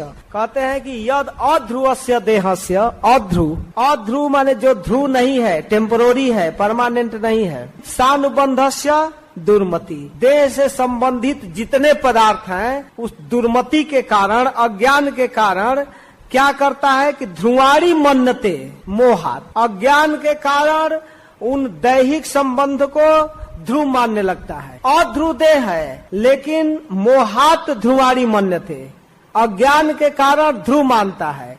ध्रुव क्या मानता है कि जिस शरीर में मैं हूँ वो शरीर ध्रुव है, अभी मरने वाला नहीं है, और इसके साथ जिस परिवार में मैं जन्मा हूँ वो परिवार के मेंबर ध्रुव हैं। ये माता पिता भाई बंधु सगे संबंधी स्त्री पुत्र किसी को मरना नहीं चाहिए। किसको किसको ध्रुव मानता है? गृह, घर को भी ध्रुव मानता है, क्षेत्र खेत को भी ध्रुव मानता है, वसूली बैंक बैलेंस को भी ध्रुव मानता है, धन को भी। वो सोचता है कि हमारा धन बैंक बैलेंस जो जितने पदार्थ है वो सब ध्रुव रहे। घर खेत धन आदि मोह बस नित्य मान लेता है। और इस ध्रुव के मानने के कारण जंतुर वै भव एतस्मिन् याम्यम जोनि मनु ब्रजेत तस्याम तस्याम सलभते निवृत्तिम न विरज्यते। जिस जिस जोनी में जाता है उस जोनी में उसको अलग अलग माता पिता मिलते हैं, अलग परिवार अलग समाज मिलता है, और उसी परिवार में वो मस्त रहता है। सुअर बन गया तो वहाँ से हटना नहीं चाहता, वही कीचड़ वही पंख वही मल मूत्र खाने में आनंद। कोई जरूरत नहीं है मनुष्य बनने का और कोई जरूरत नहीं स्वर्ग जाने का, क्योंकि उसी को ध्रुव मान लेता है। वो जानता है कि ये मेरा कंडीशन इसी रूप में बना ही रहना चाहिए। ध्रुवाणी मन्नते निवृत्तिम न विरज्यते, उसे विरक्त ही नहीं हो पाता है, क्योंकि उसके चित्त पर जो अज्ञान छाया रहता है वो हटता नहीं है। और वह मूर्ख अपने आत्मा को शरीर को आत्म जायत सुतागार पशु द्रविड़ बंधुसु निरूढ़ मूल हृदय आत्मानम बहुमन्यते, अपने शरीर को स्त्री को पुत्र को घर को धन को बंधु बांधव को सबको मानकर और भाग्यशाली मानता है, हमारा भरा पूरा परिवार। और उसमें होता क्या है? संदेह मान सर्वांग ऐसा मुदवाहनाधीना करोत्य वीरतम मूढ़ो दुरीतानी दुराशय। योजना बनाता है, प्लानिंग करता है, ये करना है वो करना है, ऐसा करना है वैसा करना है, उसी प्लानिंग में वो जलता रहता है दिन रात, पूरा होता ही नहीं। और इतना ही नहीं, कभी कभी असत स्त्रियों के फेरे में पड़ जाता है, तब आक्षिप्त आत्मेन्द्रिय स्त्रीणाम अस्ति नाम चमाया अस्ति नाम चमाया अहो रहो अचितया लापई शिशुनाम कल भाषणे। स्त्री के बातों में फंसकर उसके वादों में ये करना है वो करना है, कल एक काम कर दीजिए, ठीक है, अब उसी को सोचता रहता है। चंडीदास जी तो कहते हैं कि वो स्त्री रात को बाघिनी होती है और दिन में पिशाचिनी होती है, शरीर के शक्ति को नष्ट करती है और रात को ऐसा मंत्र देती है कि दिन में वो पिशाच की तरह घूमता रहता है, क्या करना है उसी मंत्र से प्रभावित रहता है। ऐसे अस्थि स्त्रियों के प्रभाव में और बालकों की मीठी बातों में फंस जाता है। गृहेषु कुट धर्मेषु दुख तंतेषु तंद्रित कुर्वन् दुख प्रतिकारम सुखवद मन्यते गृह। दुख का जो प्रतिकार है उसी को सुख मानता है, सुख आता नहीं है। ब्रज में जैसे सरोवरों के अंदर काई छा जाता है पानी के ऊपर, छोटा हरा हरा घास जैसा, तो काई हटाकर जब हम स्नान करना चाहते हैं ऐसे हटाते हैं हाथ से तो कुछ हटता है, नहाना चाहते हैं तब तक फिर आ जाता है, फिर हटाते हैं फिर आता है, फिर हटाते हैं फिर आता है। तो यही हटाना ही सुख नहीं है। अभी सुबह खाए शाम को भूख लग गया, शाम को खाए सुबह भूख लग गया, रोटी जुटा रहे हैं, यही जुटाना सुख नहीं है। बुखार आ गया टैबलेट खा लिए बुखार छूट गया, ये कौन सुख है? ये तो दुख का केवल प्रतिकार है। ये काई केवल हटाया जा रहा है आ रहा है, हटाया जा रहा है, दिन भर हटाते रहो आता रहेगा, इसी में जीवन बीत जाता है। तो कुर्वन् दुख प्रतिकारम, दुख का प्रतिकार ही सुखवद मनते गृही, उसी को सुख मान लेता है और इसी को पाने में करने में बहुत अनर्थ करता है, हिंसा करता है, चोरी करता है, पाप करता है और परिवार कुटुंब का भरण पोषण करता है, बार बार प्रयत्न करता है, लेकिन सुख का कहीं नामो निशान नहीं। लोग बस धन प्राप्त करने की चिंता करता है और चिंतातुर होकर कभी कभी असफलता मिलने पर लंबी सांस लेता है, अब क्या करें, इतना प्रयास किए बिजनेस में कोई फायदा ही नहीं हो रहा है, इतना पैसा लगाए हुआ। और जब लालन पालन में असमर्थ हो जाता है, बूढ़ा हो जाता है, तो जैसे कृपण किसान बूढ़े बैल को अनादर कर देते हैं, बढ़िया से खिलाते पिलाते नहीं, वैसे परिवार के बच्चे बूढ़े का अनादर कर देते हैं। अपने मालपुआ खाते हैं, बूढ़ा को डांटते हैं, चुप, दिन भर बोलता रहता है। बूढ़ा क्या हो गया, पागल हो गया, डांटते रहते हैं। वही नाती पोते पुत्र, और वो दुख को सहता है। जिनको पाला है वही डांटता है। ना द्रियंते यथा पूर्वम किनाशायो गोजरम, अनादर करते हैं। और बेचारा वृद्धावस्था के कारण अगर लोभ बस मालपुआ खा भी ले तो पचा नहीं पाता है। दागनी हो गई है, भोजन का सामर्थ्य नहीं है, देख देख कर मरता है, लोभ बस कुछ खाने की चेष्टा करता है तो पच नहीं पाते। पुत्र के टुकड़ा खाकर किसी तरह घर में कुत्ते की तरह कुछ दे देते हैं बच्चे तो खा लेता है और उसी में जीवन निर्वाह करता है। और जब मृत्यु का समय निकट आ जाता है तो और चिंताएं बढ़ जाती है, ये लड़के घर नहीं संभाल पाएंगे, एक घाटा लग जाएगा, दुकान बर्बाद हो जाएगा, सारा बिजनेस, मरता रहता है। और अपने सगे संबंधियों से कहता है मेरे बात देखिएगा, संभाल दिएगा इनको। मृत्यु के समय आने पर और ज्यादा चिंता बढ़ती है, शरीर असमर्थ हो जाता है, कंठ में घुरघुराहट आता है, शोकातुर बंधु बांधवों में घिरा हुआ शरीर छोड़ने पर निश्चित नरक में जाता है। और इस प्रकार मृत्यु के पास में बंध कर अचेत होकर नरक में जाता है। और उस समय जमदूत आते हैं तो भय के मारे मल मूत्र त्याग कर देता है और गले में रस्सी बांधकर जमदूत खींचते हैं और मार्ग में विभिन्न प्रकार के डांटते हैं, अपने पापों का याद दिलाते हैं। याद है ना, तुमने ऐसा किया था, अपने तुच्छ परिवार के लिए तुमने इतना चोरी किया, इतना कपट किया, लोगों को ठगा। पापों को याद करके बेचारा व्याकुल होता है, भूख प्यास से बेचैन होता है, उस नरक के मार्ग में छटपटाता है, एक एक पग चलने की क्षमता नहीं, ऊपर से कोड़ा बजता है। इस प्रकार उस यमराज के 99,000 योजन की लंबी यात्रा को 2-3 मुहूर्त में तय करता है। और वहाँ पर लकड़ियों के दहकते हुए आग से उसको दागा जाता है, काट काट कर मांस खिलाया जाता है, बड़े बड़े गीध उसको नोचते हैं और सांप बिच्छू डांस आदि उसको डंक मारते हैं, टुकड़े टुकड़े करके भूख लगने पर उसको उसी का शरीर खिलाया जाता है। सब यातनाएं दी जाती है ताम्रीश, अंध ताम्रीश और आदि नरकों में। माताजी कुछ लोगों का कहना है कि स्वर्ग और नरक यहाँ भी है, इसी शरीर में सुख और दुख दिखाया जाता है। ये भी मान्यता कुछ सीमा तक ठीक है। भगवान कपिल देव का अपने पापों का फल कुटुंब भरण के कारण उसे भोगना पड़ता है। अब परिवार के मेंबर कोई सहायता नहीं कर पाते, इस प्रकार नार की योनियों में जाता है। इस तरह का वर्णन करते हुए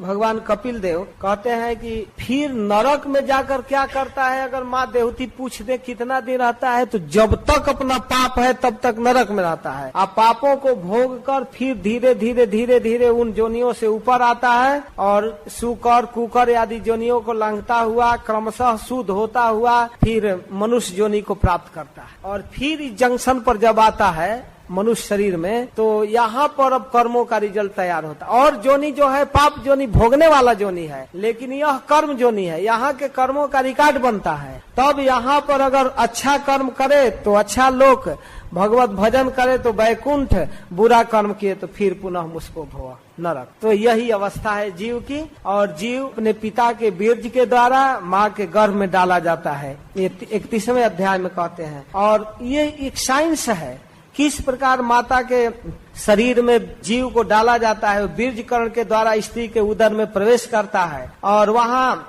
एक रात्रि में रज में मिलकर कल कल थोड़ा सा गाढ़ दही का रूप होता है, फिर 10 दिन में बेर के समान, और फिर थोड़ी सी मांसपेशियां उत्पन्न होती है और 1 महीना में सिर निकलता है, 2 मास में हाथ पैर अंगों का विभाग और 3 मास में नख आदि बनता है और स्त्री पुरुष का चिन्ह बनता है।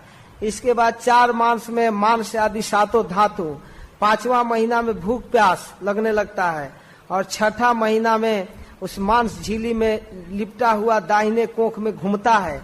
फिर माता जो भी खाती पीती है उसको वह मुख से नहीं खाता है, नाभि से खाता है। माता के छोटी आंत से रस बनता है, नाभि के माध्यम से जाता है। माता अगर किसी कारणवश कड़वा खा ली, तीता खा ली, तो उस शरीर में लगता है बच्चे को और उसमें छटपटाता रहता है, कुछ कर नहीं पाता है। 7वां महीना में उसे कुछ ज्ञान होता है। और किसी किसी सौभाग्यशाली जीव को भगवान की प्रेरणा से ज्ञान दिया जाता है माँ के गर्भ में, और वो उस गर्भ में जीव उस दुख की अवस्था में छटपटाता हुआ भगवान की स्तुति करता है कि हे प्रभु, आपके निर्भय चरणारविंद का हम भजन करेंगे, हमें यहाँ से निकालिए और हम आपके अविकारी स्वरूप को जानना चाहते हैं प्रभु। वहाँ भगवान के स्वरूप और महिमा को समझकर उनकी वंदना करता है और भगवान के महिमा को एक स्तुति के माध्यम से जीव कहता है, इसका वर्णन किया गया है।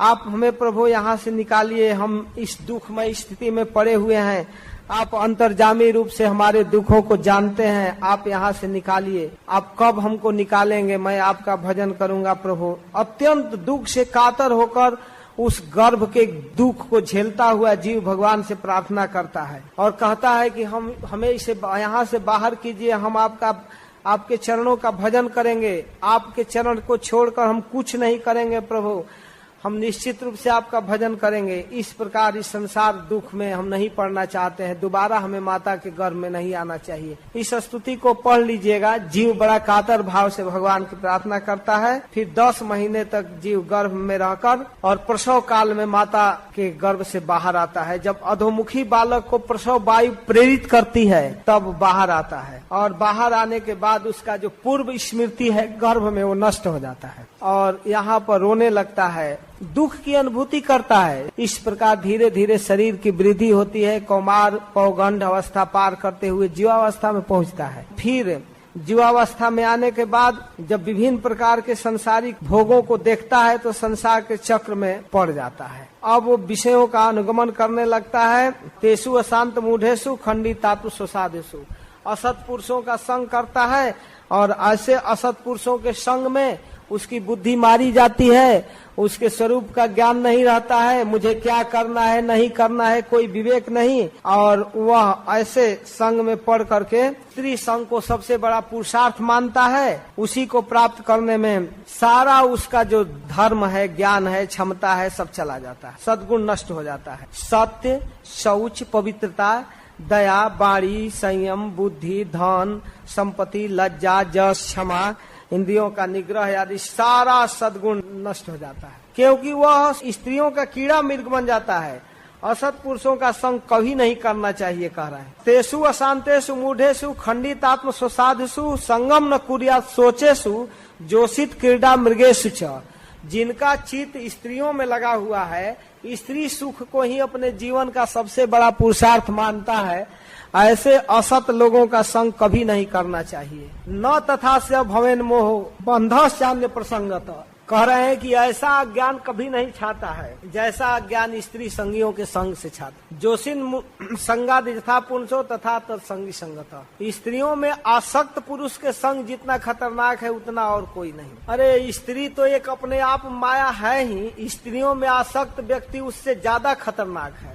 हो सकता है स्त्री को देखने में, स्त्री से बात करने में कुछ संकोच और लज्जा अवरोधक हो, लेकिन पुरुष रूप में वो कामी स्त्रैण, स्त्री में आसक्त घूमता रहता है और स्त्री चर्चा करता है, दिन रात स्त्री चर्चा करता है। ऐसा व्यक्ति चित्त को जितना जल्दी अपवित्र करता है उतना और कोई साधन अपवित्र करने वाला नहीं है। सबसे खतरनाक है वो कामी। ऐसे व्यक्ति का संग नहीं करना चाहिए। और तो क्या बात करें, एक बार स्वयं ब्रह्मा सृष्टिकर्ता अपने पुत्री पर मोहित हो गए, मृगी रूप धारण करके उनके पीछे दौड़ने लगे। उन्हीं ब्रह्मा के सृष्ट, जिस सृष्टिकर्ता ब्रह्मा के अंदर ऐसी स्त्री रूप देखने से ऐसी स्थिति आ गई, तो इस ब्रह्मा के सृष्ट मरीचि, मरीचि के सृष्ट कश्यप, कश्यप के सृष्ट समाज, मनुष्य समाज आदि, इनकी क्या स्थिति होगी। केवल भगवान नारायण को छोड़कर और किसी में सामर्थ्य नहीं है कि इस स्त्री रूप व्यामोह से व्यक्ति को मुक्त करें। केवल वही और उनके भक्त मुक्त कर सकते हैं, और कोई नहीं। इतना देर पुत्र भाव में कथा कर रहे हैं, ऋषि हैं, लेकिन बीच बीच में एकदम भगवत भाव में आ जाते हैं। बलम में पश्चिमाया स्त्री मैया जैनो दिशाम या करोति पदाक्रांत भू ब्रजमेण केवलम। देखो माता जी, देखो मेरी स्त्री रूप, मेरी बलवती माया को, जो अपने भ्रिकुटी विलास से बड़े बड़े दिग्विजयी राजाओं को भी अपने चरणों में गिरा देती है। कौन गिरता है? जैनो दिशाम, जो दिशाओं में दिग्विजय करके आया है, हरा करके आया है, जिसके सामने प्रजा झुक झुक कर प्रणाम करती है, जिनके सामने बड़े बड़े योद्धा हथियार फेंक कर आत्मसमर्पण करते हैं, ऐसे योद्धाओं को पराजित करने वाला मेरी स्त्री रूपी माया के केवल आंख देखकर उनके चरणों में गिरता है। और संगम न कुर्यात् प्रमदासु जातु जोगस्य पारम परमारु रुक्षु मत सेवया प्रतिलब्ध आत्म लाभो बदंती या निरे द्वारमस्य। जिस पुरुष को परम पद पर जाना है, भगवत धाम जाना है, और जिसे मेरी सेवा के प्रभाव से आत्मानात्म का विवेक हो गया है, उन्हें स्त्रियों का संग कभी नहीं करना चाहिए, क्योंकि ऐसे पुरुषों के लिए वो स्त्री नरक का खुला दरवाजा है। बदंती या निरय द्वार मत्स्य, नरक का दरवाजा है। हाँ, योपयाति शनैर माया जोशी देव विनिर्मिता, यह मेरे द्वारा निर्मित माया योपयाति आती है धीरे धीरे। कैसे? सेवा के बहाना लेकर वो भोजन बनाती है, कपड़ा साफ करती है, चरण दबाती है, बड़ी सेवा करती है। और जोशी देव विनिर्मिता, भगवान के द्वारा माया बनाई गई है। तामिक छेतात मनोमृत्यु त्रिणयी कुपमिवावृतम, आत्म तत्ववेता को उस स्त्री को कैसे से देखना चाहिए, कैसे निरीक्षण करना चाहिए माया को। जैसे जंगल में पहाड़ों के बीच कोई पानी के बहाव से गड्ढा बन जाता है, 20 फीट 15 फीट गड्ढा, और बरसात के दिनों में आसपास के घास बढ़कर उस गड्ढा को घेर लेते हैं। और तृण के लोभ में घास चरता हुआ कोई पशु, गाय भैंस बैल चरता हुआ जाता है, सोचता वहाँ बड़ा घास है, और जब ही घास के लोभ से वहाँ पैर रखता है तो ही 20 फीट नीचे। इसे तिनके से ढके हुए कुएं के समान अपनी मृत्यु समझनी चाहिए आत्मविवेकी को। इसे कहते हैं निरस्त कुहकम, इसमें कोई कुहक नहीं है। और इसको कहते हैं कैतो धर्म रहित, कपट नहीं है, निष्कपट भागवत का प्रवचन है। कह रहे हैं यह मृत्यु सेवा करेगी, मदद करेगी और बाद में बंधन। एक वक्ता कह रहे थे कि शुरू में तो चंद्रमुखी लगती है, खूब सुंदर, और जब चंद्रमुखी के फेरे में पड़ते हैं तो धीरे धीरे वो चंद्रमुखी कुछ दिन के बाद सूरजमुखी जैसा लगने लगती है, जलन होने लगता है, अब उससे दाह लगने लगता है। संपर्क में बातचीत, कुछ 1-2 पुत्र हुए कि और बाद में तो ज्वालामुखी हो जाती, एकदम जलाकर जीवन ही नष्ट कर देती है। इस तरह से स्त्री में आसक्ति होने के कारण बार बार स्त्री का चिंतन और स्त्री का चर्चा करने वाला अगले जीवन में स्त्री शरीर प्राप्त कर लेता है। यह बहुत भारी खतरा है। बल्कि स्त्रियों को प्रॉफिट है कि वो पुरुष का चिंतन करते करते पुरुष हो जाएगी। इस तरह से जीव इस माया में पड़ा हुआ है माता जी, और इन दोनों के परस्पर संगठन होकर कार्य न करना प्राणी की मृत्यु जन्म बार बार इस तरह से होता रहता है। और इसमें पड़ा हुआ जीव बड़ी ही दुर्दशा को प्राप्त करता है। फिर अंतिम में कहते हैं कि मुमुक्षु पुरुष को मरणादि के भय, दीनता और मोह आदि में नहीं पड़ना चाहिए। उसे अपना स्वरूप जानकर धैर्य के साथ निसंग भाव से विचरण करना चाहिए, मेरी भक्ति करते हुए विचरण करना चाहिए। कहीं भी आसक्त होकर इस संसार को भोगने के फेरे में नहीं पड़ना चाहिए। जिसको भगवान कपिल देव आगे 32वें अध्याय में कहते हैं, घर गृहस्थी में पड़े हुए सकाम कर्म करने वाले अपने श्रद्धा के अनुरूप देवताओं के, पितरों की आराधना करते हैं, उनकी बुद्धि उस श्रद्धा से युक्त हो जाती है। फाइनल बात है कि जिनका चित्त इस लोक में आसक्त है, कर्मों में श्रद्धा रखते हैं, वेद में कहे हुए काम्य कर्मों में पड़े रहते हैं, उनकी बुद्धि रजोगुण की अधिकता के कारण कुंठित रहती है और हृदय में कामनाओं का जाल फैला रहता है। घर में आसक्त रहते हैं, पितरों की आराधना करते हैं और इस तरह उनकी इंद्रियां बस में नहीं होती है, कामनाओं से बसीभूत होकर देवोपासना करते हैं। फिर लोग अर्थ धर्म काम के मोह में पड़कर पराक्रम की महानता की चर्चा करते हैं। यह बड़ा पुरुषार्थी है, उसने इतना धन कमाया, इसी फेर में बेचारे पड़े रहते हैं। उनकी प्रशंसा इस प्रकार ये लोग भव भयहारी मधुसूदन की कीर्तन कथा से विमुख हो जाते हैं। बेचारे रजोगुणी लोग भगवान की भक्ति नहीं कर पाते हैं। हाय हाय, ऐसे विष्ठा भोजी सूकर कुकर की तरह जीवन बिताने वाले मनुष्य समाज जो भगवत कथा को छोड़कर असत वर्ता में लगे हुए हैं, वास्तव में हे माता जी, विधाता के द्वारा इनकी बुद्धि और इनका कर्म मारा गया। नूनम दैवेन विहिताये चाच्युत कथा सुधाम हित्वा श्रीमत असद गाथा पुरुष में वह बीड भुज। वो तो शुकर की तरह अपना जीवन बिता रहा है जो भगवत कथा नहीं सुनता है। गर्भाधान संस्कार से लेकर अंत्येष्टि क्रिया तक सारे कर्मों में विधि पूर्वक करने वाला सकाम कर्मी सूर्य से दक्षिण और पितृयायन आदि लोकों में जाते हैं, अपने संतति के लिए करते हैं तर्पण आदि, और इसके कारण जाते रहते हैं उन लोकों में। अपने ऊंच नीच जोनियों में जाते हैं अपने कर्मों के अनुसार, कभी देवता कभी पितृलोक में, कभी उनको वहाँ से विवश होकर गिरना पड़ता है। लेकिन सब तरह से माता जी, मैं फाइनल उपदेश को करने जा रहा हूँ कि आप सब तरह से मेरी भक्ति के द्वारा भजन करो, मन वाणी को मुझ में लगाकर और भक्ति करो। भगवान वासुदेव की हुई भक्ति वैराग उत्पन्न करा देता है। वासुदेवे भगवती भक्ति योगा प्रयोजितः जनयत्यासु वैरागम ज्ञानम यद ब्रह्म दर्शनम। और इससे ज्ञान होता है, भगवान के विषय में जानकारी होती है। इसलिए माताजी सभी साधन से बढ़कर मेरी भक्ति है। इसके द्वारा प्रकृति और पुरुष के यथार्थ बोध हो जाता है भक्ति से। इसलिए हे देवी, मैंने जो तुमको उपदेश किया यह उपदेश सर्वोपरि है, भक्ति योग से युक्त सांख्य दर्शन। इस उपदेश को दुष्ट, विनीत, घमंडी, दुराचारी, धर्मध्वजी, दम्भी पुरुषों को नहीं सुनाना चाहिए। नैतत् खलयो पदेशे न विनिताय करहिचित न स्तब्धाय न भिन्नाय नैव धर्म ध्वजाय च।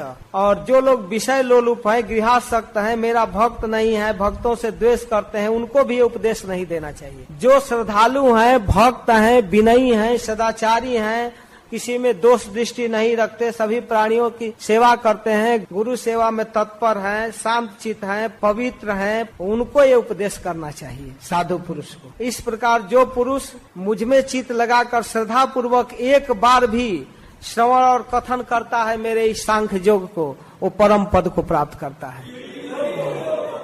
तो माता जी बहुत प्रभावित हैं, अपने पुत्र के मुख से उपदेश सुनकर बड़ी प्रभावित हैं। और माँ कहती हैं कि अहो विचित्र बात है हे नाथ, सत्वम भूतों में जठरेण नाथ कथम नुजस्यो दर एद दासित विश्वम जुगान्ते बटपत्र एक शेतेस्म माया शिशु रंग रिपान। तो हे प्रभु, माता देहूती भगवान कपिल देव के चरणों में प्रणाम करते हुए कहती हैं कि अहो कैसी विचित्र बात है, जो संपूर्ण विश्व का प्रलय करके प्रलय जल में शयन करते हैं, बालक रूप में प्रपंच को अपने में लीन कर लेते हैं, और उस रूप में अकेले शयन करते हैं बट पत्र पर, और अपने अंगूठे को चूसते रहते हैं। उन्हीं प्रभु को, जिनमें संपूर्ण विश्व प्रवेश कर जाता है, उन्हीं को मैंने गर्भ में धारण किया। अहो आश्चर्य की बात है, वही प्रभु मेरे गर्भ में आए।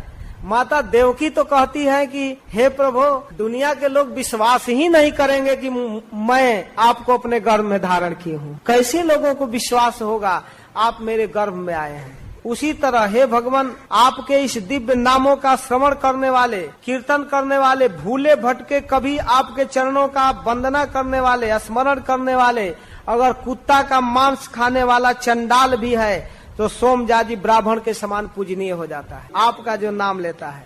यद नाम ध्येय श्रवणानुकीर्तनाद यत प्रहरणाद स्मरणादपि क्वचित स्वादोपि सद्य सवनाय कल्पते कुतः पुनस्ते भगवन नंद दर्शनाथ। फिर आपका दर्शन प्राप्त कर लिया कोई, तो इसमें कहना क्या है। देहूती जी कहती है कि अहो आश्चर्य है, कुत्ते का मांस खाकर पचाने वाला वह स्वपक्ष, उसके जिह्वा के अग्रभाग पर आपका नाम उच्चारण हो रहा है, तो वह श्रेष्ठ पुरुष सब तपस्या कर लिया, हवन कर लिया, तीर्थाटन कर लिया, सदाचार कर लिया, वेदाध्ययन कर लिया, कुछ बाकी नहीं है। यहाँ इस श्लोक के टीका में आचार्यों का कहना है कि मन में भगवान का नाम गूंजे, हृदय में उनका स्मरण होए तो बहुत दूर की बात है। केवल जिह्वा के अग्रभाग पर, ओठ पर आपका नाम उच्चारण होता हो तो निश्चित रूप से वह सबसे बढ़कर है।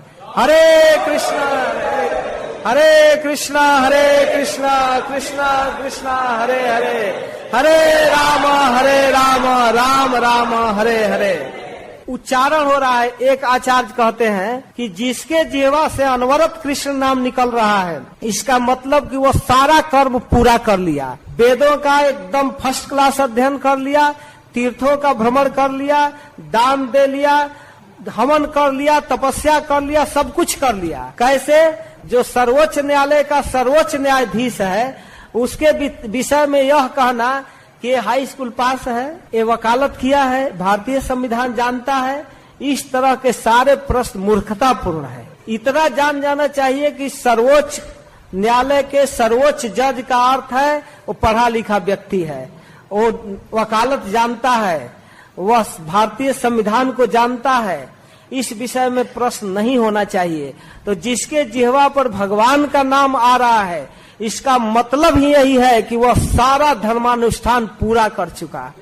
हरे कृष्णा कृष्ण कृष्ण हरे हरे, हरे राम राम राम हरे हरे। तो इस तरह है प्रभु, आप अपने तेज से माया के कार्य गुण प्रवाह को शांत करने वाले, मैं आपके साक्षात इस विष्णु स्वरूप को केवल नमस्कार करती हूँ।